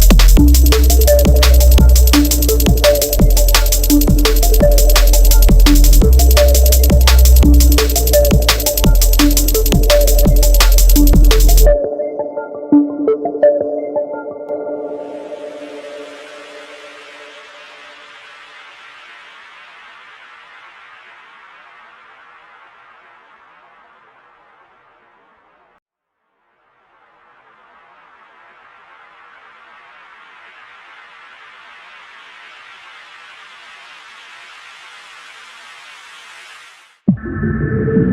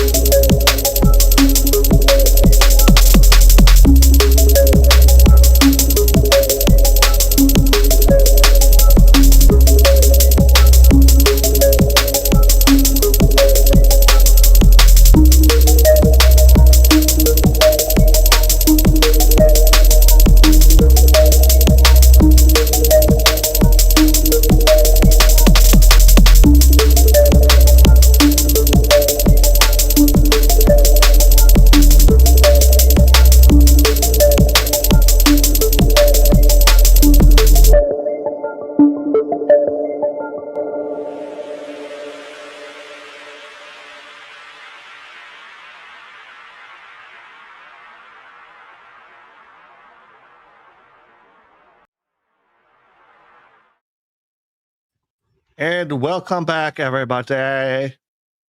We are refueled up and ready to get on to what's the next trailer, Yuki? The next trailer is My Gift Level 9,999 Unlimited Gacha Backstabbed in a Backwater Dungeon, which is a real mouthful of a title. Oh, it's a light novel title if I've ever heard one. Also, hi, Lord Miller. Sorry, I didn't have my text-to-speech working earlier. 僕のギフトは全く役に立たなかった。奈落の奥底で奴らに殺されかけるまでは。お前をパーティーから追放する。何言ってるんですか。本当嫌になるわ。逃がすな。なんで僕は生きたい。乾く道はまだ死ねない。でも抗う術がない。僕に残されたのはギフト無限ガチャだけ。導け。我が主君ライト様に絶対の忠誠を誓います。値の前で不敬を働くとは素直に死ねると思うなよ。主に不快な思いをさせる。それだけで地獄すら生ぬるい。お任せください。苦しみ抜いていただきますわ。どうか命じてください。ライト様の望みが私の望み。強くなりたい。I just like 10 seconds ago realized that there weren't subtitles on this. Yep. I don't think it's needed too much. This is fairly obvious what kind of story we're going through. Well, that and their phrases are common enough that I was able to translate it, so I didn't notice. 了解した。ではまずは我が輩から。踏み台になれることを感謝しながら死ね。調子に乗るなよヒューマンが。世界を揺るがす復讐劇開幕。お前たちは絶対に許さない。テレビアニメ無限ガチャ。今からとても楽しみだよ。どんな絶望の顔を見せてくれるのか。10月放送開始。 Here's the light novel. So yeah, this is a light novel trash power fantasy fantasy show we have not seen in a minute. It used to be a little bit more common, but oh my god, is this just trashy incel? Not quite incel, but power fantasy revenge story. The ingredients of this show are disgusting, but it remains delicious. That's a good way to put it. What would you say about the animation on this one? I'm assuming it's not overall good.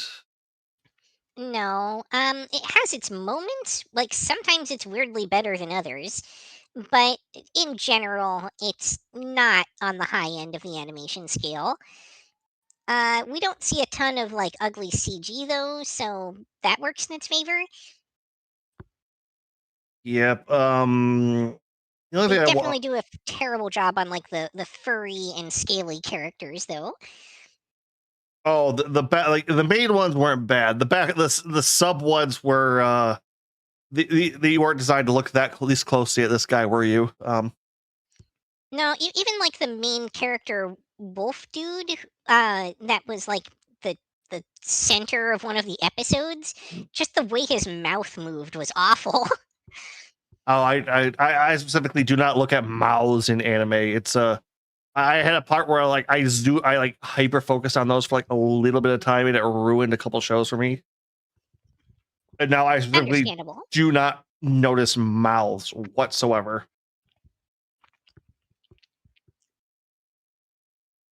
A little PSP thinks 2 episodes just because of what No, happens. definitely Episode 2 2. episodes, 'cause, episode 1, like, yeah, you get the kind of technically the plot twist, but it's not till episode 2 that you really see where the show is going with it and, get into the actual power fantasy. Okay. Oh shoot. Where do you want to put this on? I like Hero Without a Um Class better, I feel like, but I feel like this has some better spots in it. I feel like this is more enjoyable than Hero Without a Class. And at least we're less saturated with this specific type of, um, garbage. Yeah. Beat Break's still the number 2 in the 2 episode list, but yeah, there's not much we can say with just raw spoilers on that one. That's not much going on there other than tropes and trash. Alright. Next up, we've got Ninja versus Goku no. 極道がしのぎしてっといつもてめえらが現れ裏で悪さかますとなんなんだいてめえら忍者が来る撃てやなんじゃやっぱパネーや必死の抵抗虚しく極道たちは死んであの方がいつか必ず極道風情忍者んかっけー亡き極道の無念を晴らすためいただきましょう極道にもやれる忍者の殺し方ファンタスティックだぜ極道がよ70年以上ぶりに忍者に喧嘩売りやがったぞバカだろ熱すぎるシンプルにそれが裏まなんで死んだ極道忍者だっせ極道潰すぞ決めようか忍者と極道どちらが生きるかくたばるか I definitely did not watch this one. Did you pick this one up? Yep, I was actually watching this a little bit more of this before we started up today. So when we were going over Cat's Eye, we were kind of saying like how 80s anime had this distinct feel with its blood and gore and sex appeal and all that. This feels more like an 80s show than Cat's Eye does. This is I almost want to say tournament style show. There's not a tournament in it, but it's these ultra elite super ninjas are gonna fight these ultra elite gangster like mob bosses and these epic titanic showdowns where they're all using these crazy powers or special abilities to kill each other, but they're really only just humans. But it's the fate of this isn't over the top action. Mortal Kombat! Oh, it's I don't want to go into spoilers, but it's the over the top stuff they do in this. Like, I will say one thing: like the main character's special ability is he can punch at I think he's clocking at around 800 miles per hour with his jabs. So all of his attacks, That is pretty impressive. all of his attacks have a sonic boom to them. Is he by chance part mantis shrimp? I didn't even think of that. And you got a bunch of other guys that all have like weird quirks, crazy ability. Like, not actually quirks my hero, but like just crazy personality traits or special ninja skills, or this is how I'm insane. It's if you want crazy over the top action, it's good. I will say episode 2 is probably where it kicks into its main thing, but episode 1 really gives you its feel. I want to put this fairly high on the 1 episode thing, just because it's fun. It's like I'm entertained. It's over the top. It's cheesy. This is an Amazon show, just to make sure I get that mentioned on that. And I'm Are loving. you not entertained? Exactly. Oh, it's so much like that. It's the only complaint I have is they try to make the villain group kind of I don't want to say like relatable, but like they want you to kind of feel for them. When their leader kind of goes up, it's like, let's draw these ninja come out to correct evil deeds, and no one does evil like us. Let us show them the true evil we can do. It's like we will destroy everything. It's like, yeah, no, it's like there's no sympathy to be earned with let's burn the country to the ground so we can make money and do crime. Sorry, between the two, I'm assuming from context it's the gangsters that are the bad guys here, Yes. or is there like some of the gangsters have teamed up with some of the ninjas or something like that? Oh no, it is the 8 gangster demon lords versus the 8 heavenly ninja. I see. Okay. Pretty clear cut lines then. Yeah. Granted, both are brutal and vicious. It's just like one other minor on board of that. It's like, oh, this this woman and this child have been kidnapped. So what's the main character do? He rushes in, blindfolds, and puts earplugs into the 2 kidnapped people, and then proceeds to cut the heads off everyone around them. Like, I'm not going to traumatize a child. I'm going to brutally kill all of you, though. And well, good on them for taking the extra moment. And I will say how over the top this show is. In that initial scene, you see like the main guy's like lieutenant, like, boss, I don't feel so good, as his head goes flying. Okay, but since you said this has the 80s feel to it, are there geysers of blood that come out of the necks after the heads are chopped off? Yes. Okay, perfect. Yeah, so it's literally this decapitated head. Boss, I don't feel so good. 2 guys turned. Hey, you're dead. As one of the other guy's head goes flying, as he watches his other buddy's head go pop off too. It's like, no, you are. It leads into its madness, and I love it for that. That's also the first 5 minutes of that first episode, so I don't feel too bad about spoiling it.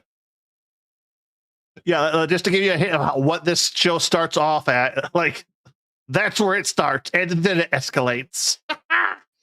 I don't think someone's head getting chopped off by a ninja is much of a spoiler for this show.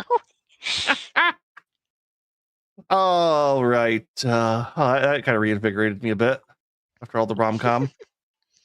Well, sorry to say that we're going back into that. Next up is Pass the Monster Meat, m'lady. Okay, to be fair, I'm actually enjoying this one, though. 残虐非道の狂血公爵だけどなんて美しい人 you put it into like a fantasy world or a sci-fi, actual sci-fi world, I enjoy my rom-com a lot more. Fair enough. 魔物の肉をこれは他の魔物料理も期待したくなる味だ。私もこんな風に魔物を狩ることができたらどんなに素敵かしら。悪食令嬢と狂血公爵、2025年10月から TBS BS11 にて放送開始。 There is something a little bit refreshing about this concept of the two characters being kind of basically made for each other and not having a bunch of contrived stuff in the way keeping them from getting together.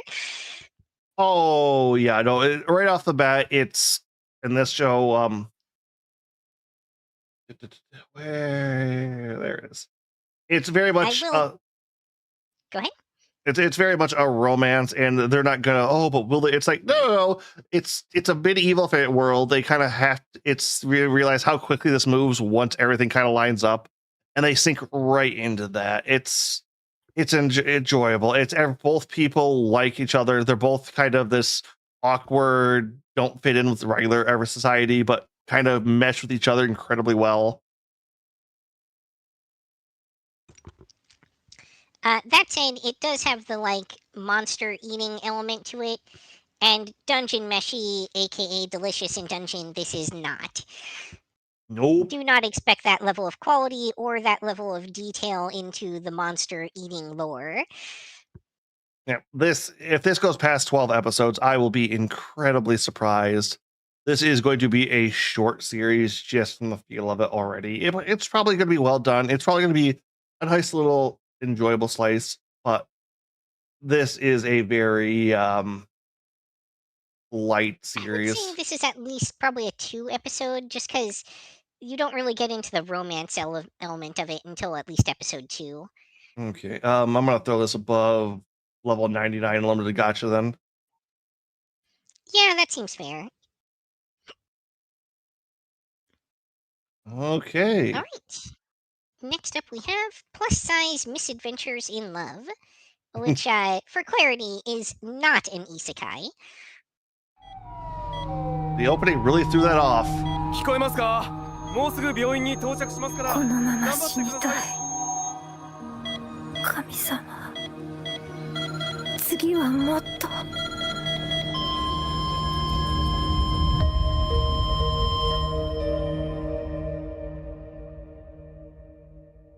私、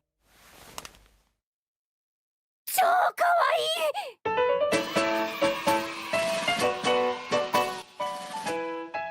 I'm still not really clear on why her hair color changed. 肌が白くて瞳は子犬のように潤んで、まるで眠りから覚めた白雪姫みたい。かわいい。奇跡ね。亡くなったのは記憶の一部だけ。なんて運がいいの。あ、何これ。まさか盗撮。あなたどうしたの？出勤前はいつもこうだから。写真の人。あらやだ、クマができてる。せっかくの綺麗な顔が台無しになっちゃうわ。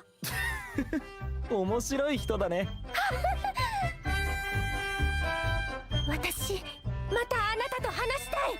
うん、君と友達になりたいと思ってた。名前聞くの忘れてたわ。でもそれくらいがロマンチックかも。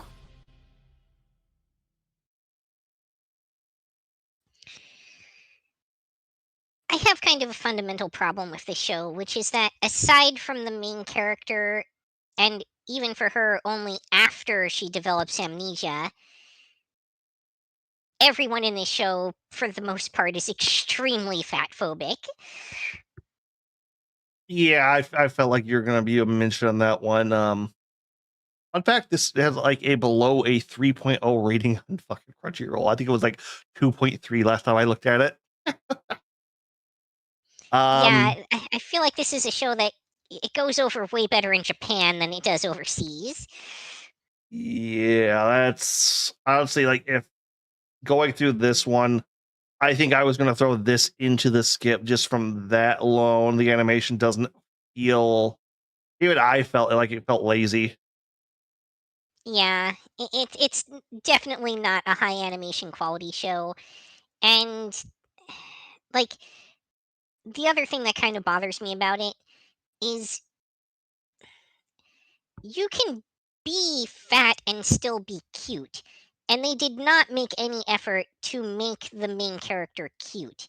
They explicitly tried to make her, like, fat and ugly, and then have her love herself despite that after developing amnesia, but not before it. Um, and I I think don't. one of the things I was going to say is like she feels like she has the same design as like the supposedly fat pig-like character from Mother is a Hero or Father is a Hero, Mother is a Spirit that was like designed to be off-putting and Exactly. And like okay, I don't want to like come off as though I'm like hating on this character, but like there are things that the artists do specifically to show that someone is supposed to be unattractive, and they have done that in this character's design. And it just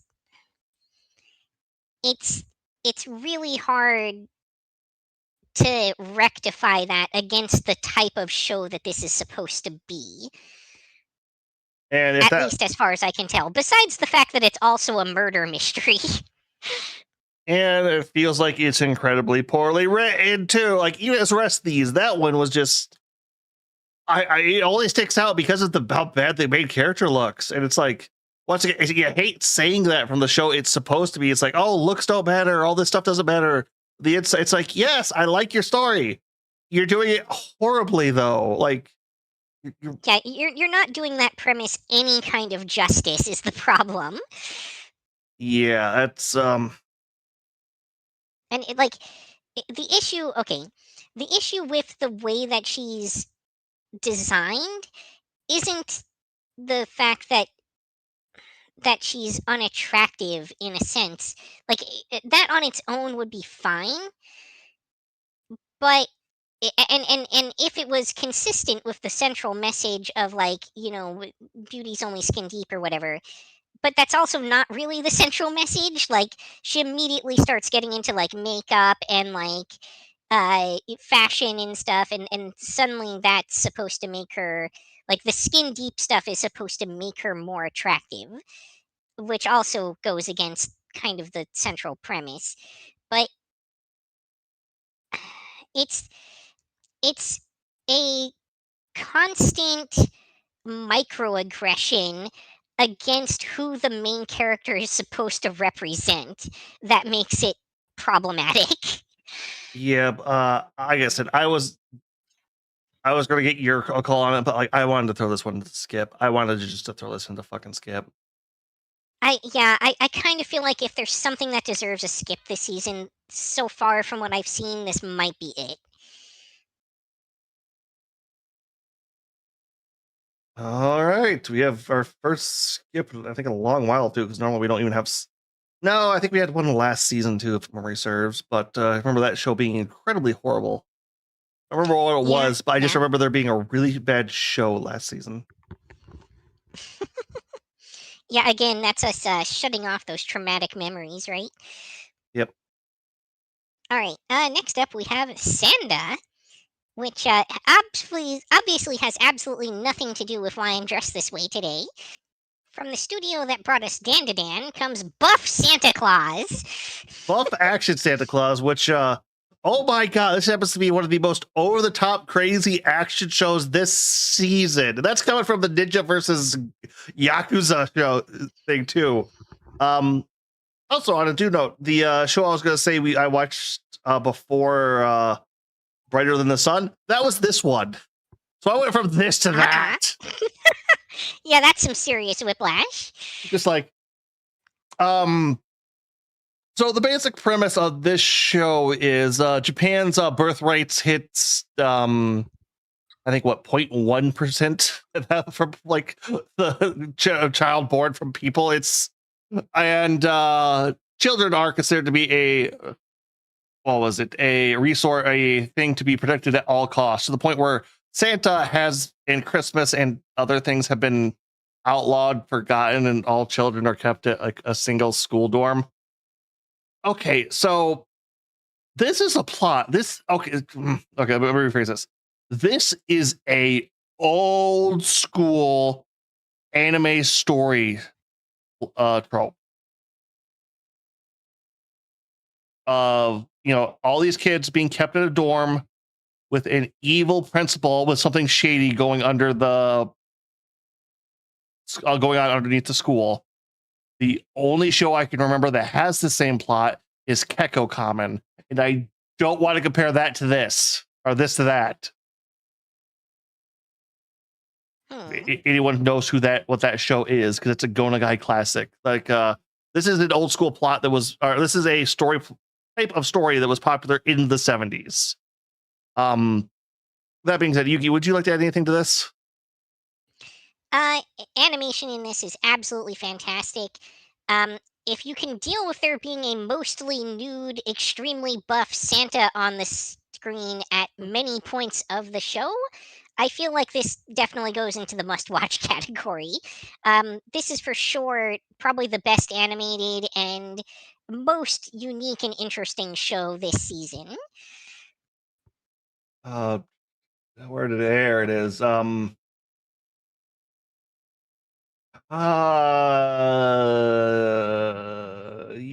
I'll kind of give unique.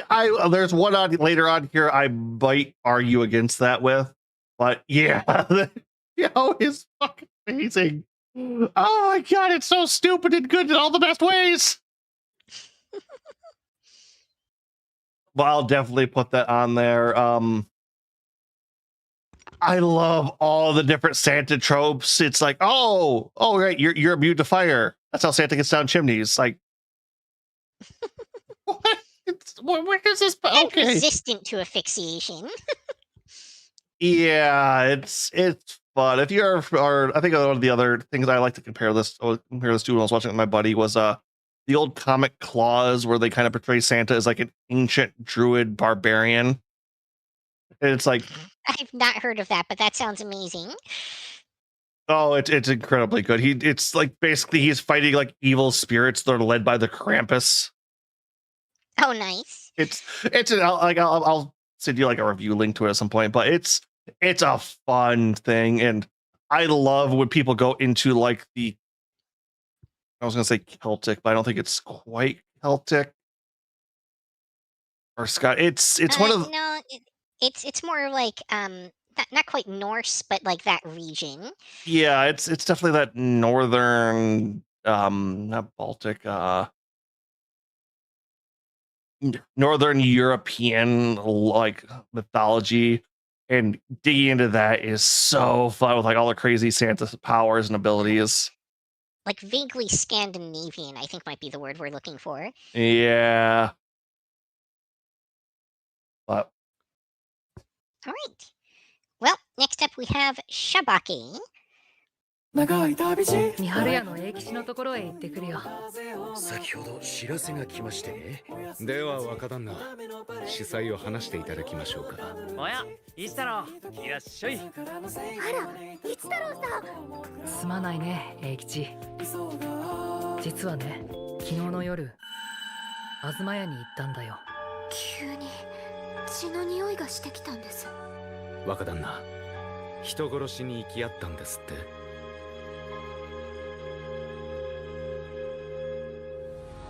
この事件は私たちじゃなけりゃどうにもできないことかもしれないよ。夕げまでにはお戻りを。私が訪ねた店では誰も知りませんでした。誰がなんでこんなことをしているのやら。殺された男の名が分かったよ。ここであやかしが関わってくるんだ。闇金にお気をつけよ。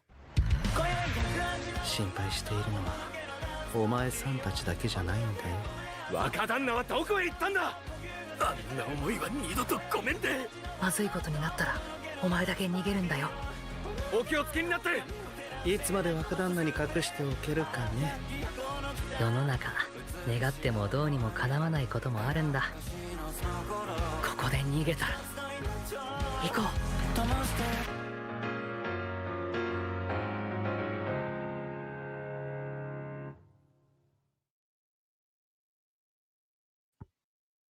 I definitely Oh, did not catch this one, so all yours if you managed to catch it.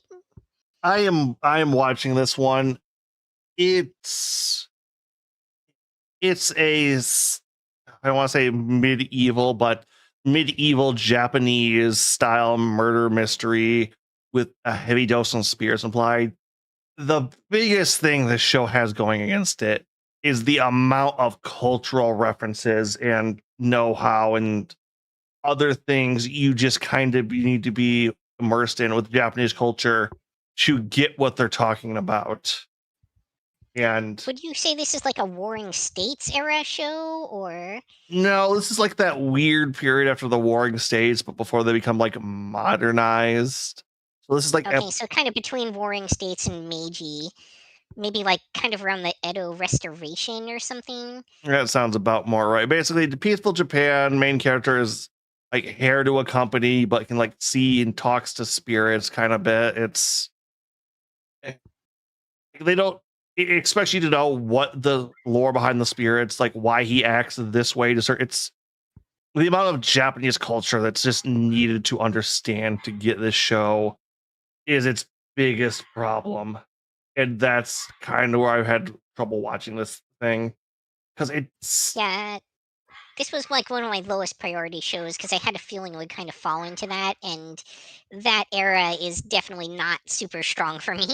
yep. And if the problem is it has that Japanese what would be it that respectfulness that's not bad but really dull for us Western audience viewers, baked hard into its core.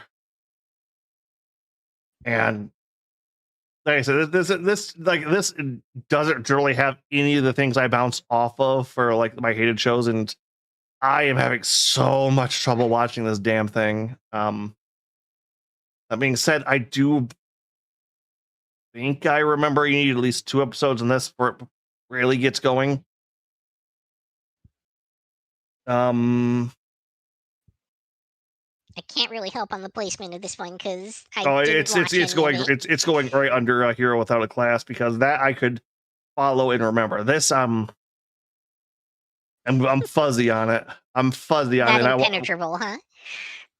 yeah, it's well, like I said, it's because it has that, oh, we're going to talk calm, drawn out, respectful to each other that the scenes tend to drag. You kind of wear on, and if you're not understanding what's going on a fundamental level, you're not invested. That's where I kept coming back to. I just could not get invested in anything going on in that show. I see. All right. I'm not sure the pronunciation of this next one. I think it's pronounced Seaviz. The Sound of Heroes. どうする陽介一度イントロを止めるいや大丈夫だあとは俺たちのライブを見てろ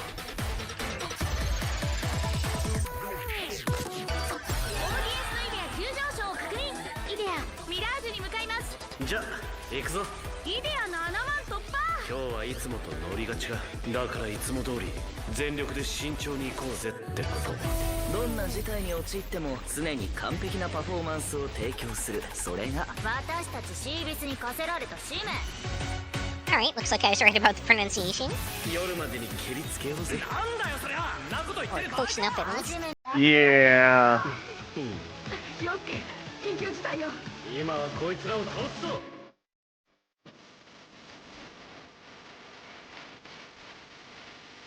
大丈夫僕が守ってあげるよステージに立ってみればすぐにわかるよ踊って私の歌を飾って俺たちのパフォーマンスは大勢の人に見られて大勢の人を魅了してこそ力を発揮する迎えに行くぞ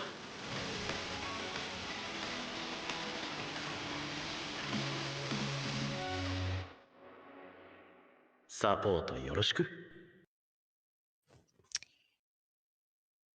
Alright, I definitely left this one to you because I usually give you these kind of flavor of music show, quote unquote.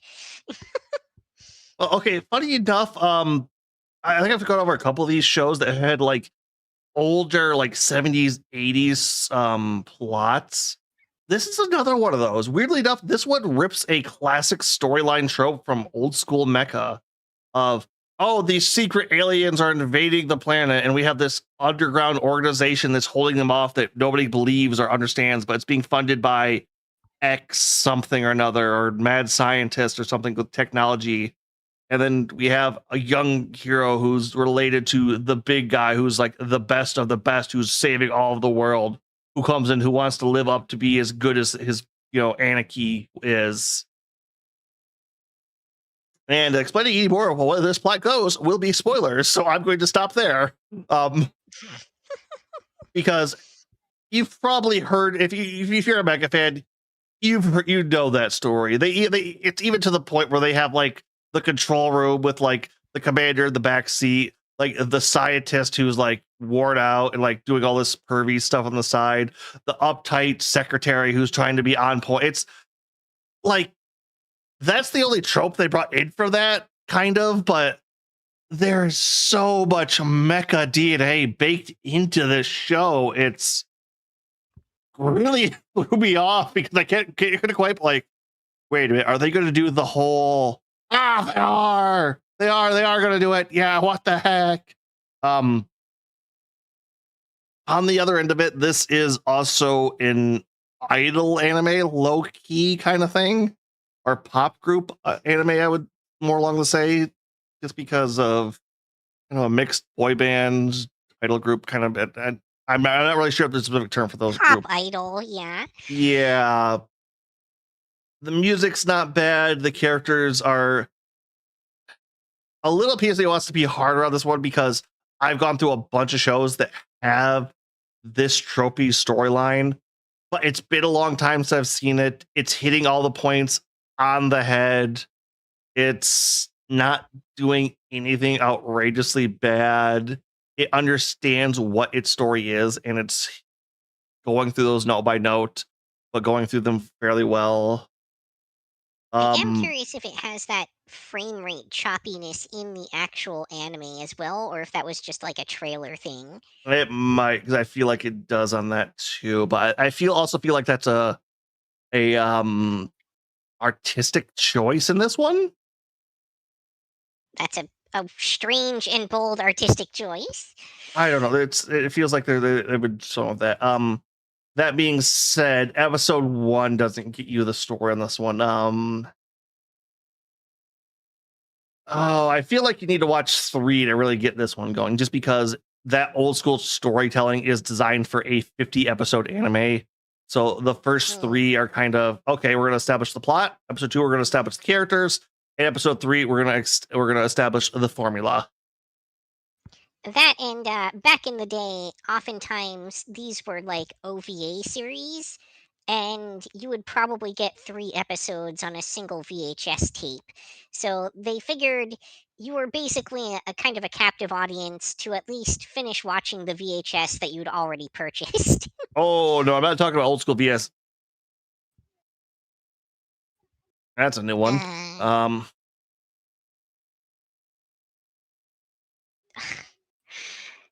They hit you twice. Wow. They sure did. Let me pull that up on the mods. I got it. Go ahead. But no, what I was saying is like, this isn't the OVA. This is the young. I don't want to say young. The Shonen 50 episode series that's just going to be on every Saturday morning. I see. I'm trying not to name shows, because if I name shows and anybody recognizes it, it's like, oh, this is going to happen right on the start, isn't it? And it's like, yeah, I don't want to spoil that if you don't know what this is, because a few of those shows have enough pop culture reference in the United States. It's tropey enough. I don't want to point out what the tropes are because it'll spoil it. But yeah, it's fun. If you don't mind the pop idol side of it, if you don't mind if you don't know old school tropes, I would say it's fairly good. Like I said, the animation's a little weird. If you watch it, he could probably tell you a little bit more, but it doesn't bug me, which unfortunately doesn't say much since I can watch the jankiest of CGI and not care. No, not the jankiest. Scary Godmother still throws me off to this day. But all right, let's move on. That's a 3-episoder. All right. Next up is a show that I'm not. It's either a very late release or it may not end up actually coming out in the West. I'm not certain. But this is Tatsuki Fujimoto 1726. We had it listed as a late release. I looked it up. I couldn't find it, actually. It doesn't look like it's airing in the U.S. All right, let's go ahead and give this one a pass then. Because Ike wasn't able to find it either. Next up then is the banished court magician aims to become the strongest. もう一度言う。宮廷魔法師アレク・ユグレット。お前は And yes, Agent, it is absolutely another one of these. ずっと支えてきたつもりだった。 Yep. アレク、僕と来てほしい。君の力が必要なんだ。俺は役立たずの元宮廷魔法師だぞ。僕らの大冒険が始まるんだ。話してみれば。回復魔法は得意だから。俺らは伝説のパーティー、ラスティングピリオドなんだからよ。 That's a very unfortunate party name. 頼りにしてるわ、主席さん。始めよう。新しい伝説を。あの日の続きを。 Well, I think it was trying to be English, and it didn't realize it was supposed to be the last period, not lasting. Yeah. もっと描き続けることができるわよ。アレクならもっと。 Also clearly not aware of the implications. 簡単に言ってくれるな。 Yep. 度肝抜いてやんぞ。ラスティングピリオド。俺は最強を目指す。アレク。やれ、アレク。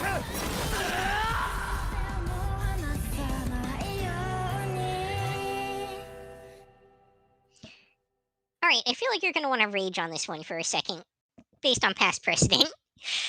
Okay, no, I understand where you're coming from on that one. Most of my past precedent is because of them calling out a specific class. Because this show is basically, oh, you're worthless, you're no good. It's like, but it's not because of any specific ability, class, or prerequisite thing that the character is locked into. It's mostly because, oh, you're a filthy commoner, which, all right, go fuck yourself, Royal Elites, to begin with.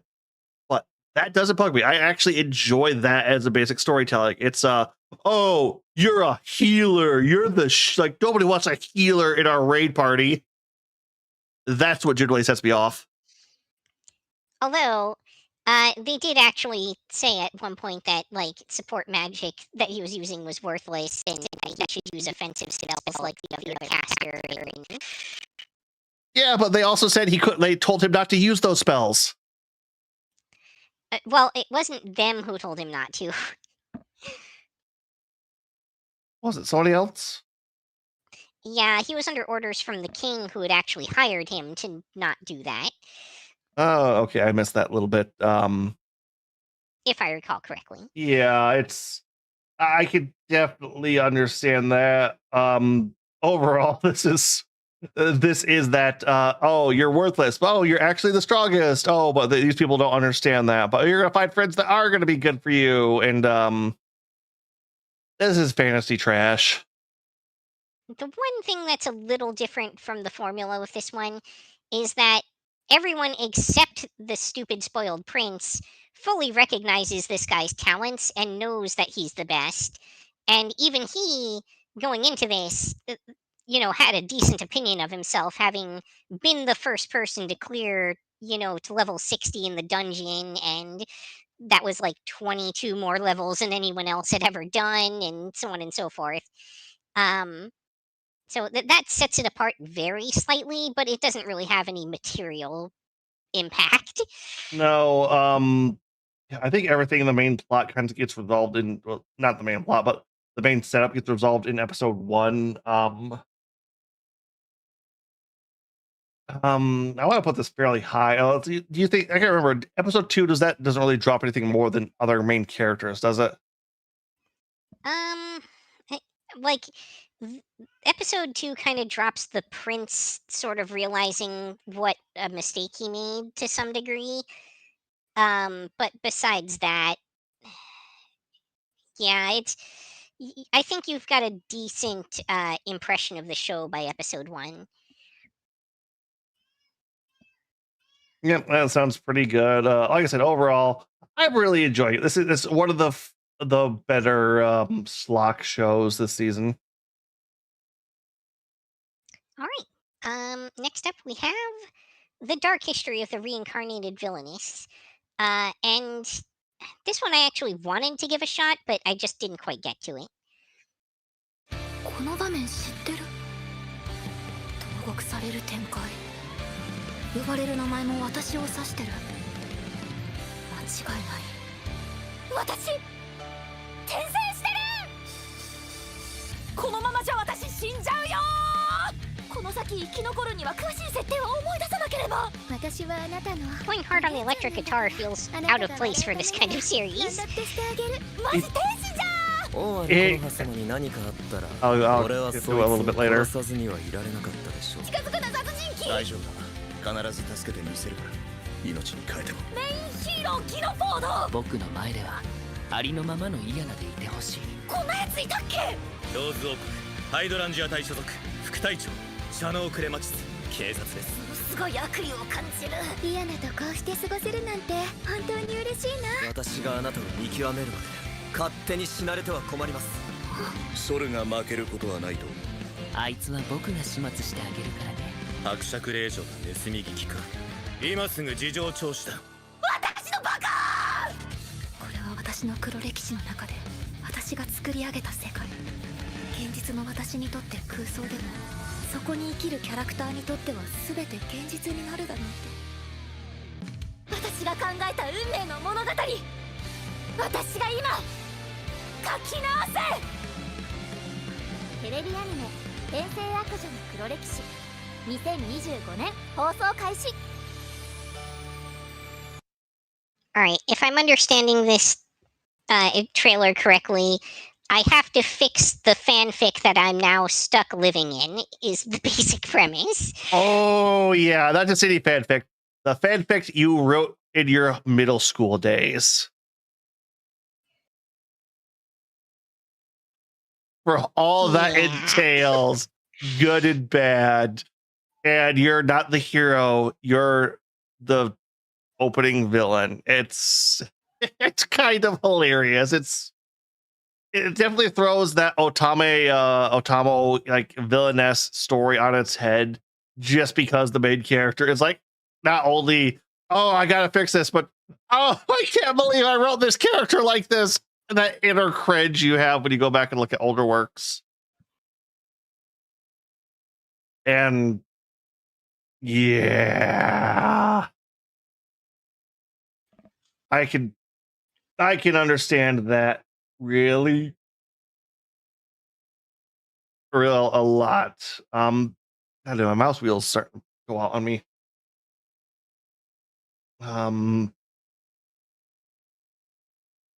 That being said, I think this is another, it takes 2 episodes to get it, just because episode 1 puts you in the base premise, then episode 2 starts building on the world. How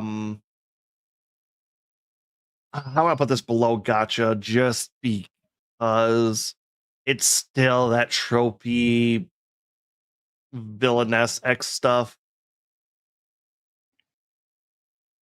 Oh, that's my bot. Nope.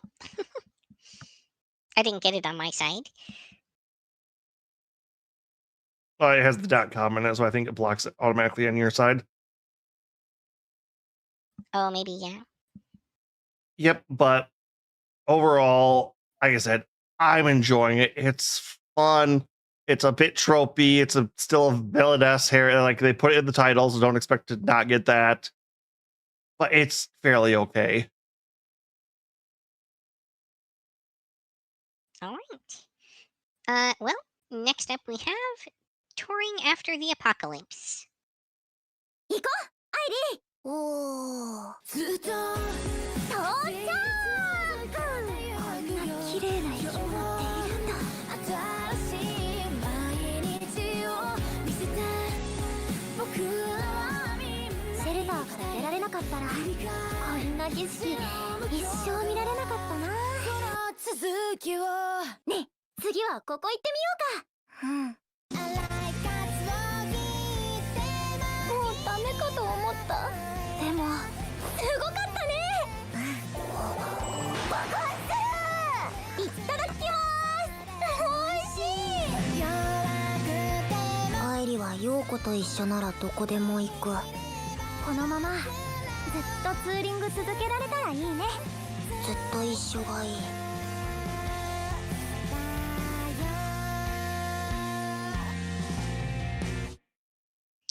All right. So, Agent, you thought that Mechanical Mary was the third robot girl shenanigans show of the season, but it's actually this one. Well, are they? I don't think either of them are robots. Nope. The white-haired girl is definitely some kind of robot or android. She definitely has a like plasma cannon arm, and Okay. I'm several episodes into the show, and I still don't know exactly what her deal is or what their relationship is, other that they're departing from the same like apocalypse shelter together. Yep. So overall, this is a weirdly like post World War III apocalypse, post apocalypse show, but not like, oh, the world's utterly ruined and we're barely, no, civilization's reestablished. We're all like, what's left of humanity is doing good. And it's just a couple of girls going out and exploring the apocalyptic ruins.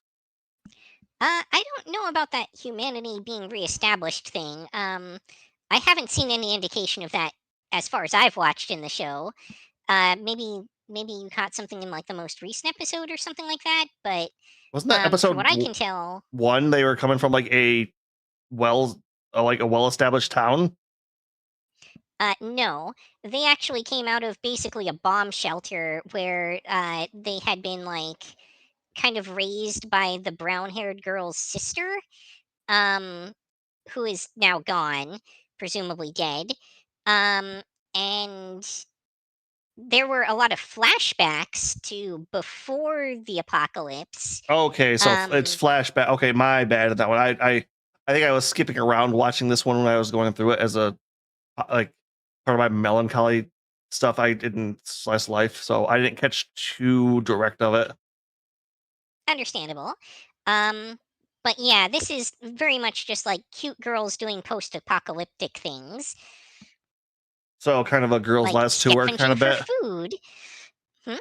Kind of a girl's last tour. Yes, very, very in that kind of vein of show. I don't want to spoil much about this. I will say that episode one, like the animation doesn't feel representative of the rest of the show. Like it opened in some of the opening scenes with some very ugly CGI close-ups of the main characters for no better reason that I can determine than they must have had some kind of production issues with episode one or something. Because they definitely use a little bit of CGI here and there, especially for like the motorcycle. But that's like the only time in the show where they replace the characters with CGI models. Yeah. So I feel like it was like placeholder animation that they didn't have time to animate over or something. Yeah. You want to say 2 episodes on this one, or do you think? I think 2 episodes starts to give you a better feel for like the flow of the show. Episode 1 is kind of more establishing the environment that they're in, and episode 2 starts you on that kind of like um adventure of the week cycle. Yeah. I think I'll put this closer to the top of our episode 2 list, probably right under "Past the Meat, My Lady." Yeah, somewhere in that general area sounds about right to me. It's better than Gotcha. I'll give it that much. But All right. All right. Next up is Wand Dance. こういう喋り方だけど気にしないで This is another Prime show, as I recall. いつも誰かを笑うたびに If it is, I missed it. がっかりするんだ I think it was supposed to be. I don't know if it's actually available or not. It may not have ended up getting 普通でいるくらい licensed. ならやりたいことやって変でいいよ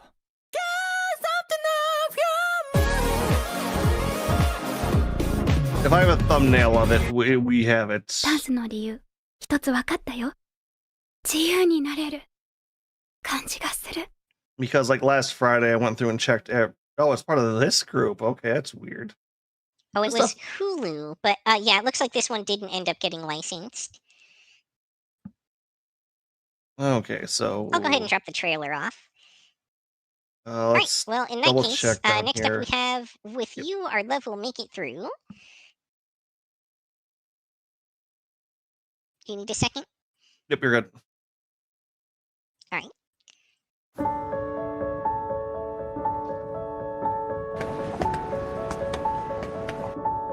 Oh, furry bait. Oh, yeah. もしかして遅刻ですか？ここ行けますよ。よ。超えるのか、そこ。はい。一緒に超えちゃいましょう。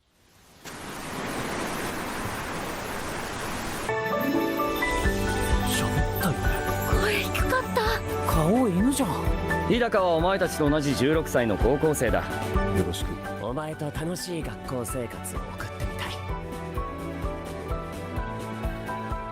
高君はクラスメイトだよ。多分誰よりも当たり前と普通に敏感な優しい男の子。ありがとう。決心がついた。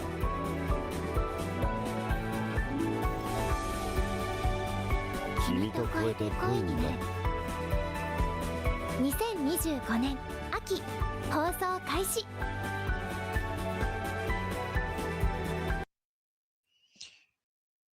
I haven't actually gotten too deep into this one yet myself, but from what I've seen so far, this promises to probably be the best romance anime this season. I mean, I've been thoroughly enjoying it, but I'm also a massive furry, so and I have a thing for blue wolf boys, so it's Okay, we've established Agent's type. you say Ripped that, blue but wolf boys. you're not wrong. I will put out there that they do a very good job with the furry character design in this show. I was complaining earlier about like how bad the mouth movements were on the wolf in the other show and things like that. This show does not have that issue. It very much nails those much more naturalistic mouth movements for characters of this type. And that is not something we see often in anime. No, this is probably one of the best. And I'm thinking about it. There really is a lot of blue furry wolf boys in anime and video games. Which this guy is definitely going to make it to the list of hot one for this year. There's a weird list for like the last decade for like top furry male character. Like everyone's been waiting for this year. Like this guy looks like he's going to win it. I will say the character designs in this are nicer, in my opinion, than like Beastars even. Yeah, I'm not going to argue that. Beastars, honestly, that was one of the things that bothered me about it the most. Is just the character designs were not very attractive. No, that was like that halfway point between like full Zootopia and like full like realistic. Actually, attractive is probably the wrong word there. I should say appealing. Yeah, no, I can understand where you're coming on that one. I would say the other thing I'm really enjoying about this one too is one of the best ways to use anthropomorphic characters or furries or whatever you want to call them is using them for racial allegories. It lets you play into those tropes, lets you touch on the subjects without having to dance around like, oh, do we really want to talk about like this kind of thing with this type of person in this time? and lets you get that right off the bat. Like you can definitely feel if like, oh, it's this character because they're, they're a mouse and they're sneaky, or it's like they're a lion, so they're really prideful and arrogant. It's lets you do that to a T. And it feels like they're starting to go into that with these kind of characters, or using that premise as like he's a beastman, so of course he's going to be really violent. And Oh yeah, there's definitely a strong theme of like overcoming prejudice in this show for sure. yeah, Like that's there right off the bat in episode 1. which one episode I would say on this one gets you right into the meat and potatoes on this one. Where do you want to put this? I feel like it's towards the top. I feel like it's towards the top. If anything, this is almost a must-watch candidate. But like maybe not quite. I can see how it might not appeal to people as much outside of its genre niche. Yeah, no, it's just like I could tell you right away. This is just from the main character being a blue furry boy. This is going to put off a lot of people. It's also going to bring in a lot of people. Yes. This is going to be right there with B stars and B and A, but it's like I said, I'm gonna put this third from the top right now. It's like I said, I don't like romance, but apparently you put a blue furry wolf boy in it. I latch onto it. Oh no, another bot. That's on my side. Why don't you it's fairly like I said, fairly good. We don't want to go into spoilers. Iki, why don't you go into the next Sure. Yeah. Next up, we have Yano-kun's Ordinary Days. すみません、遅れました。毎朝言ってるけど大丈夫？骨にひび入っちゃった。教科書忘れちゃって。じゃあ机くっつけようか。矢野くん！矢野くんが毎日怪我作って学校に来て。 Did you kill that guy on my side already? I banned him on my side. I didn't think that would ban him on your side too, but maybe it did. Yeah, no, it did. He was on my side and he banned him. グラタン占いで大凶とかあるの？ I guess when it's a clap stream, we have shared ban power. Well, I think we're also mods on each other's streams. Oh, I didn't know I was a mod on your stream. I thought I made you a mod. 僕、高校生らしい生活送ってみたい。矢野くん、どうぞ。美味しい。吉田さんがペアでよかった。私も仲良さげじゃん。でも矢野くんにとって私はまだ。矢野はさ、吉田のことどう思ってんの？自分のことをここまで気にしてくれる人、吉田さんが初めてで。吉田さん、いつもありがとう。矢野くんの普通の日々。頬杖ついてるとこ初めて見た。矢野くん。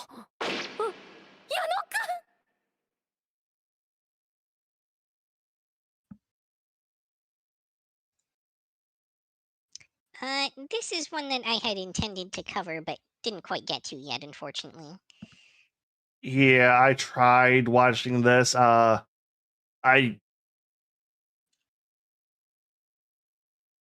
couldn't remember. I don't remember anything that happened. Like I was just so bored. I just let it play. I think I got distracted by a bird on out the window, and the episode ended. And I just, yay, it's done. I put a show on, was locked in a box with only this in front of me, and I couldn't follow it. It is that kind of genre for you, though. Yeah, so like at best, like I said, it's I know what my tastes are, and I know what this was, and I think I have to put this towards the bottom of these shows because it's another one of the Brighter Than the Stars, Expressive. It's it's a slice of life rom-com set in high school. I don't know if there was a plot besides that. And I really The don't. plot is the main character's accident prone, which Which, is also something we've seen before. That's almost its own trope at this point. yeah, like I saw that. I was like, oh, this is just Tenchi Muyo GXP again. Only without nearly as cool of supporting characters. Yeah. That's about all I can say on that. What do we got next, Yuki? Next up is This Monster Wants to Eat Me. 地獄のような光景を見て Pause it real quick. 指一 So warnings for unaliving oneself on this show coming up. For anyone who might be That's a uncomfortable great with point. that concept and this. Other than that, let's get. Also, just in general, like depression, trauma, mental illness, all that kind of stuff. Yeah. 本動かせないそれなのに私の心臓は高鳴っている君を食べに来ました私人ではないのでどうして私の名前私のことよりひなこ今朝一人で大丈夫だった爪の一枚すら余さず食らい尽くしたい人間にだって食べ頃があると思いませんか今すぐ君の皮を剥いてやだ何これひなこを傷つけるやつは私が許さない私一人くらいいなくなっても本当に君は何も分かってないなんでそんなに死にたがっているんですひなこの大親友の八代美子です私を食べてくれるって本当なの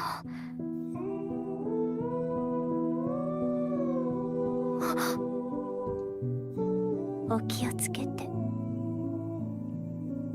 私を食べたい人でなし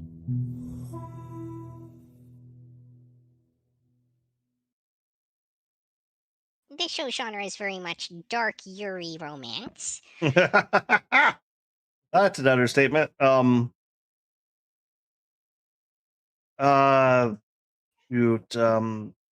want to go and lead on this one? Yeah, this is probably like a 2-episode show. You get a general idea of the basic premise in episode 1, but you don't really understand the motivations behind the characters until the end of like episode 2-ish. Again, this is a very like heavy show with a lot of dark and heavy themes to it. It's not quite on the level that we saw last season with Taco P. Like this isn't. It's not so bad that it's going to be, difficult for the average person to get through an episode without having a mental breakdown. But it is still very dark, and it kind of touches more on that like really dark side of monsters, and how they can be kind of an allegory to some degree for like a mental illness um or like trauma or things that are the dark side of our lives. Um, but on the other hand, it's also kind of a weirdly cute and supportive Yuri romance. It's a confusing show in that sense. Um, but yeah, if you want a dark series that also is cute girls doing Yuri things, then this show's for you. Otherwise, you're probably going to give it a pass. Yeah, there's a lot more we could go into, but it's spoilery point at that point. The other thing I like to say is it's interesting to see the Japanese take on a mermaid, which is much more the classic yokai feel as a monster that drags somebody off to their death underwater. In For the those who are familiar with Cabin in the Woods, this is that kind of mermaid. I don't think I know that one. Oh, if you don't, you should definitely give that one a watch. That Okay. is an amazing movie Okay, I was gonna say in the like pirate. cult classic sense. I was gonna say like more Pirates of the Caribbean style, but Dead, Dead Man's Chest. Kind of. I mean, that was kind of almost more like a siren. No, not Dead Yeah, Man's I don't know. Chest. It was I don't know, whatever the fourth one nobody liked was. Yeah, the fourth one. Yeah, but no, this one's very good, very well overall. All right, let's see what we got coming up. All right. Next up is the one that you just threw on the list. I haven't had a chance to check it out yet. So you're raising a warrior, and this is a Billy Billy show, apparently. Yep.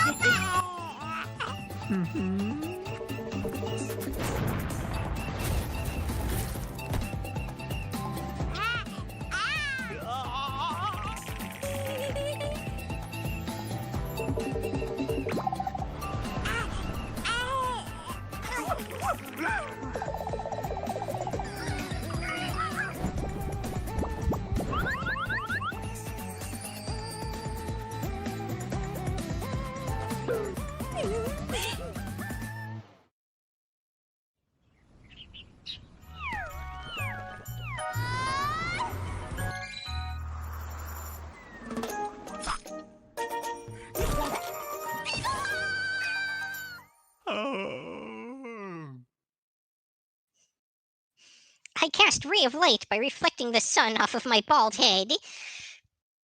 Okay, I'm gonna have to do a little bit of spoilery just because of it kind of bakes its plot synopsis into its first episode story. So the whole premise of the thing is the four guardians to the demon lord have been ordered to let the legendary hero chosen by God to defeat them, and they'll be given a great retirement plan.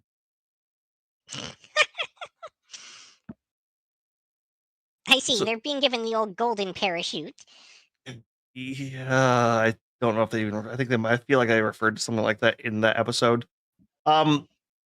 So the whole thing promise like goes around the Dino, the main dragon general at the first gate, waiting for the heroes to come through and fight him and defeat him and all that. And they finally show up, and they're so incompetent and bubbling. Three of them kill each other. Like I think the hero takes out the assassin takes out the mage, and the mage blinds the hero, so his sword goes flying and decapitates himself. Good help is so hard to find these days. Only to have the mage like beg for her life, and him just like, I don't know what to do. You guys were supposed to win this fight. I didn't do anything. I was not prepared for this. Yes, it's like, no, spare me. I'm pregnant. Wait a minute. I think I have an idea here. I could raise your child as the next warrior to defeat me. Well, he is the warrior. He is the former warrior's child too. Even better. And that's the first 5 minutes of the show. And then child rearing shenanigans. If this was a Japanese show, I would say it's like, oh, this is propaganda by the government to try to convince people to raise more children. On the other hand, Well, China's also having that problem currently, so it might be that I for was China. about to say. Yeah, no, it's in fact, China's actually has a birth rate problem too. It's like they're not the most overpopulated country. Like they actually kind of fucked themselves over. And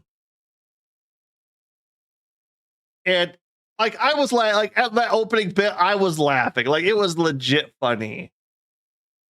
And then it's kind of pseudo rom-com baby raising shenanigans with a little bit of fantasy tropes baked. It's not very let me put the word I won't say it's bad, it's just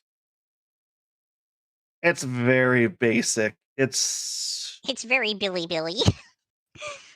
yeah, I'll throw this about mid-tier. The I episode will say one. the description of the start of the episode sounds to me a lot like Dragon Half. Well, I'm surprised you know Dragon Half. I can kind Had of. it on VHS. Wow, dang, that's an OVA you don't hear. Why isn't that one being remade? It's a finished manga from the writer of fucking One Piece. How has nobody picked that one up to be redone? Or at least continued. Jeez. It's old enough. It needs a redo, like Bastard did.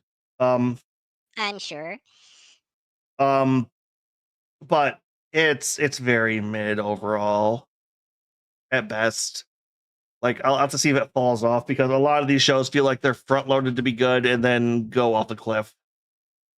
But one episode, give it a try. If you like the jokes, if you find it funny, if you don't mind the child raising troping aspect, it's a good one.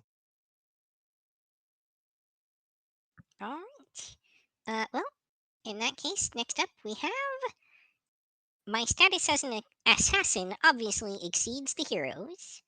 Proper isekai trash. Proper edgelord isekai trash. Yeah.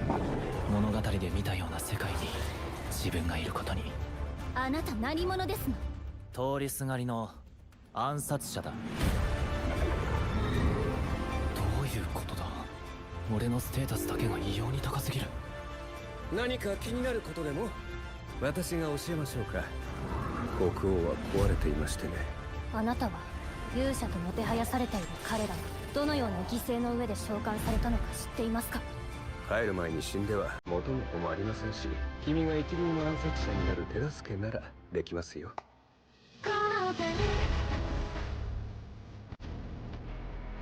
やはり俺は元の世界に帰らなければならない。だがその前にやることが。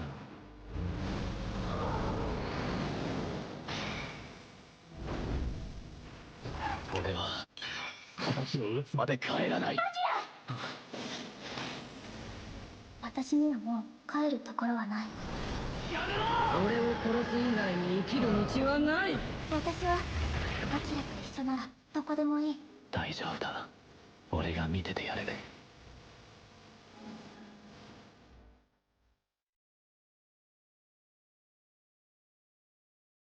Now, have you not watched this one yet, Yuki?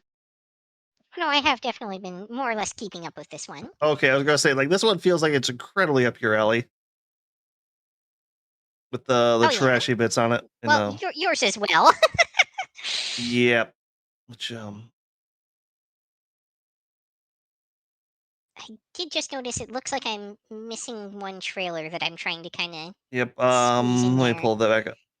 So yeah, this is part of that isekai power fantasy edgelord where he gets, all these crazy powers, the hot elf waifu, a snarky cat sidekick.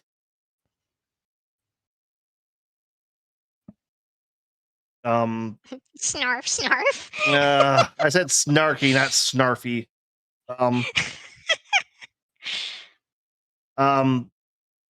Overall, though, its animation isn't awful for the most part. I don't think, unless I'm missing something. Like, once again, No, I mean the characters are pretty detailed. The combat is like serviceable, but not amazing. Like, it kind of wants to be, what's that? The really, really popular one that we just recently had. Solo leveling. Yeah, solo leveling. It's trying to be that, but it doesn't have the budget for it. Yep. Overall, I'll put this above adventuring in isekai. It's a little bit better than that one, although that might be a bit bias poking through on that. No, it's definitely objectively better than that one. Oh, okay. But episode 1, it doesn't give you all the plot, but you understand what you're getting into by the start of that. I would say it's actually probably more around, if not better than the one that we have at the top of episode 1, or the episode 1 list at the moment. Yeah, you might be right on that.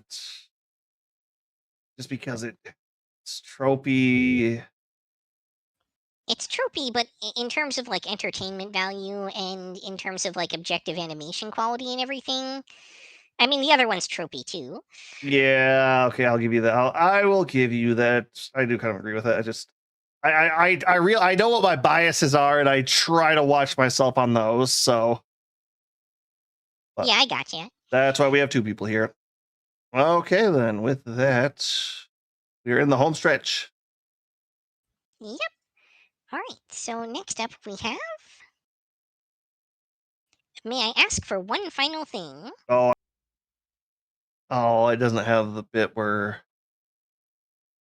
So the most cathartic scene in an anime I've seen this season comes from the first 10 minutes of this show. Yeah, that's fair. Um, technically, this is, I'm not going to say what genre this technically falls into, but this is a more along lines of a fantasy romance. Oop, playing something there. Romance show. Sorry, I was just pulling up that last trailer that was missing. I think there And might actually even be one more. you should only have two more shows, which one of the ones you can find. Okay, yeah. That's why I don't have a trailer for that one. Yep. I love how violent the main character. It's that tomboy main character who doesn't really take much, but still acts proper without being bratty.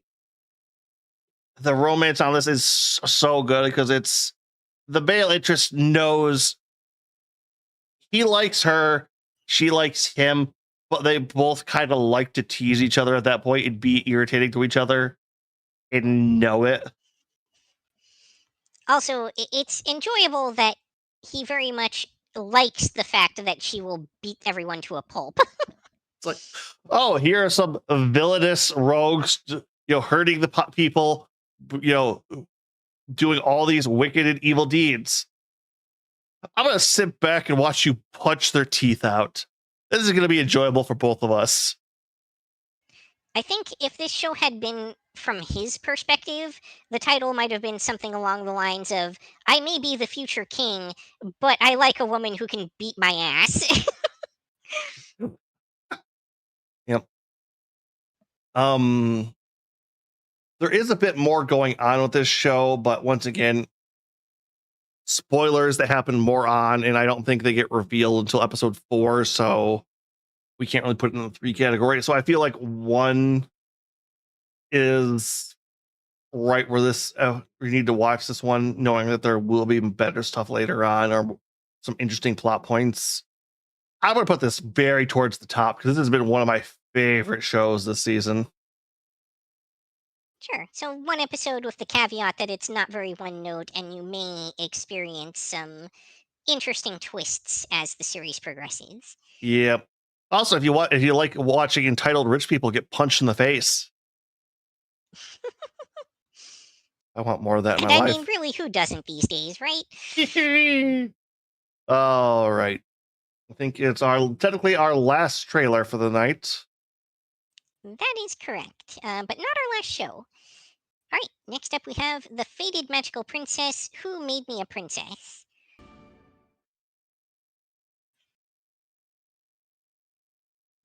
Okay, Yuki, what's up with the animation in this one? There is something off on it, and I cannot put my finger on what it is.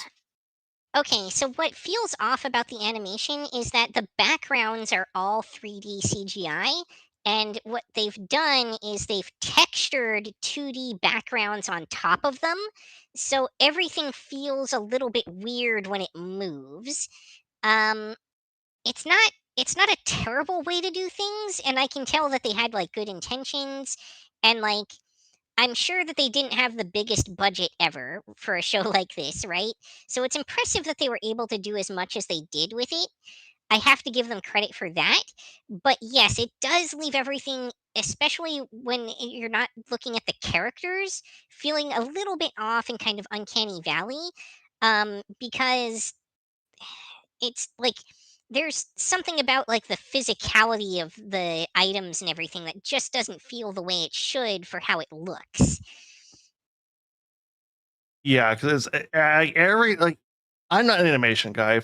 That's never been clear with anyone who's kept up with this show. It's my stuff. This show has felt off every episode with its animation. Just nothing's bad. Just something is like twitching in that uncanny valley response in the back of my brain. I Yeah, just it's one of those shows where if you're looking at like a still frame, everything looks pretty nice, right? Like, there if we look at almost any random shot, if I back up that trailer, um, like this all looks very good. Um, we've got a lot of stuff going on in this scene, right? And on a freeze frame, a lot of it looks quite nice. But if you look closer, you can tell a lot of it's like 3D generated and it's not composited well enough to look right with the 2D characters. It still looks nice, but it just isn't quite there in terms of giving it that naturalistic 2D animation feel that vibes well with the characters. It's kind of a shame because everything is so detailed, but that level of detail works against you when you're trying to make everything feel consistent. yep. That being said, 2 episodes or one for this one. Probably two, because the first episode is like a lot of pre-time travel shenanigans, I guess. Or prophecy, Like, or there's a yeah, lot of weird stuff going on with this story. The basic thing is the main character is a banished princess who we somehow has prophetic powers, but not like if this was like a reincarnation story or a villainess story, I could see it, understand what was going on here. But it feels like it wanted to be one of those, but then realized that plot point didn't do much, so it took it out. Maybe there's gonna be a bigger plot twist later. Maybe there's more going on in a bit, but there was just something just sitting here that's just not meshing to with the story. yeah. The story has kind of the same problem as the animation, right? Where something just feels off and it's just not connected enough. Um, so it like it just doesn't string together properly. Yep. With All right. that being said, I guess that brings us to our last series that we don't have a trailer for, which, as far as I can tell, is probably due to the content of the show.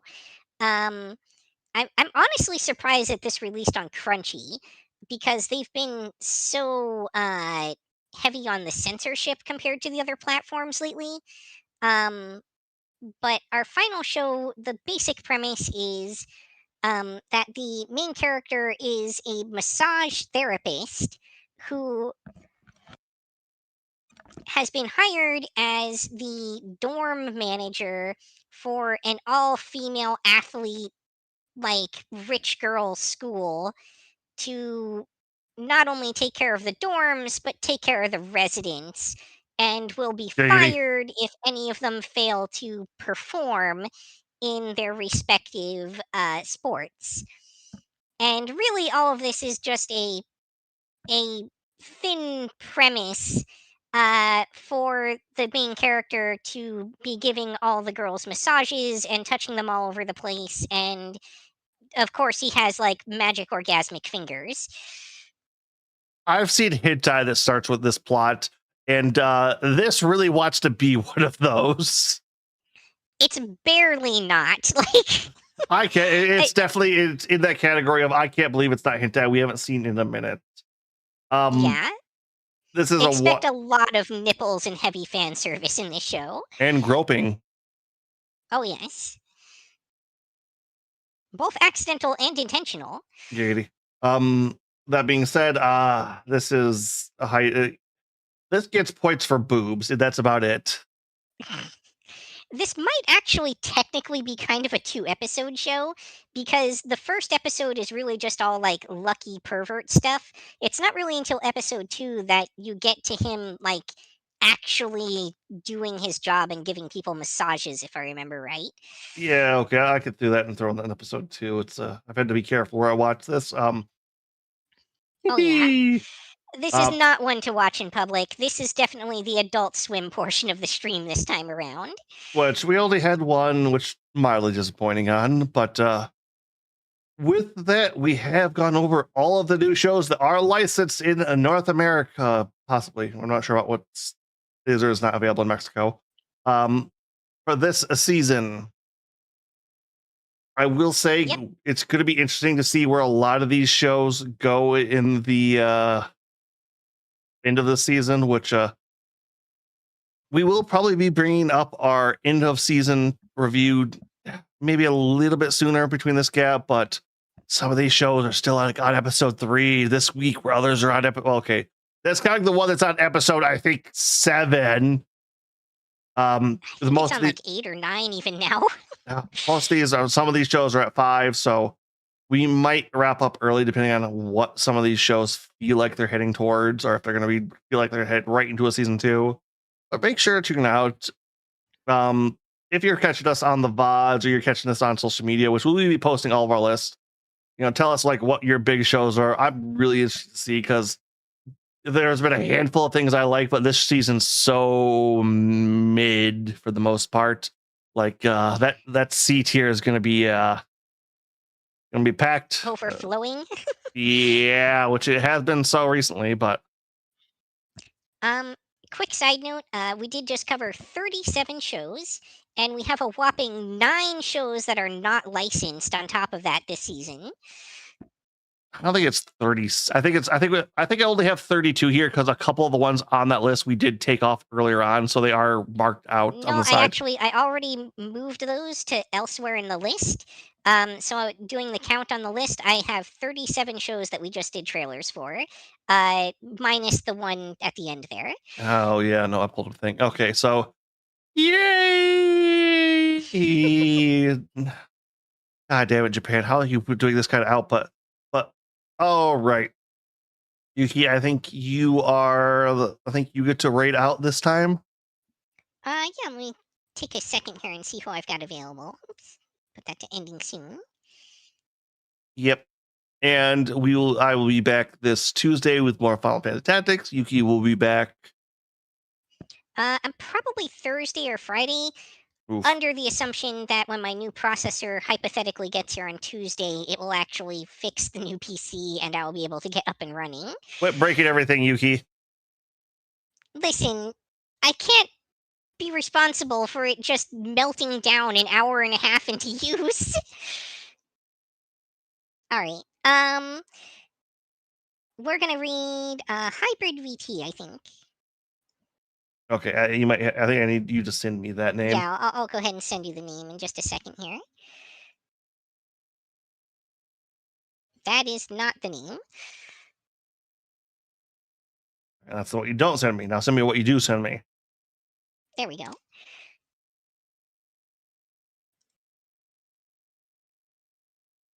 Oh, getting that in there. There we go.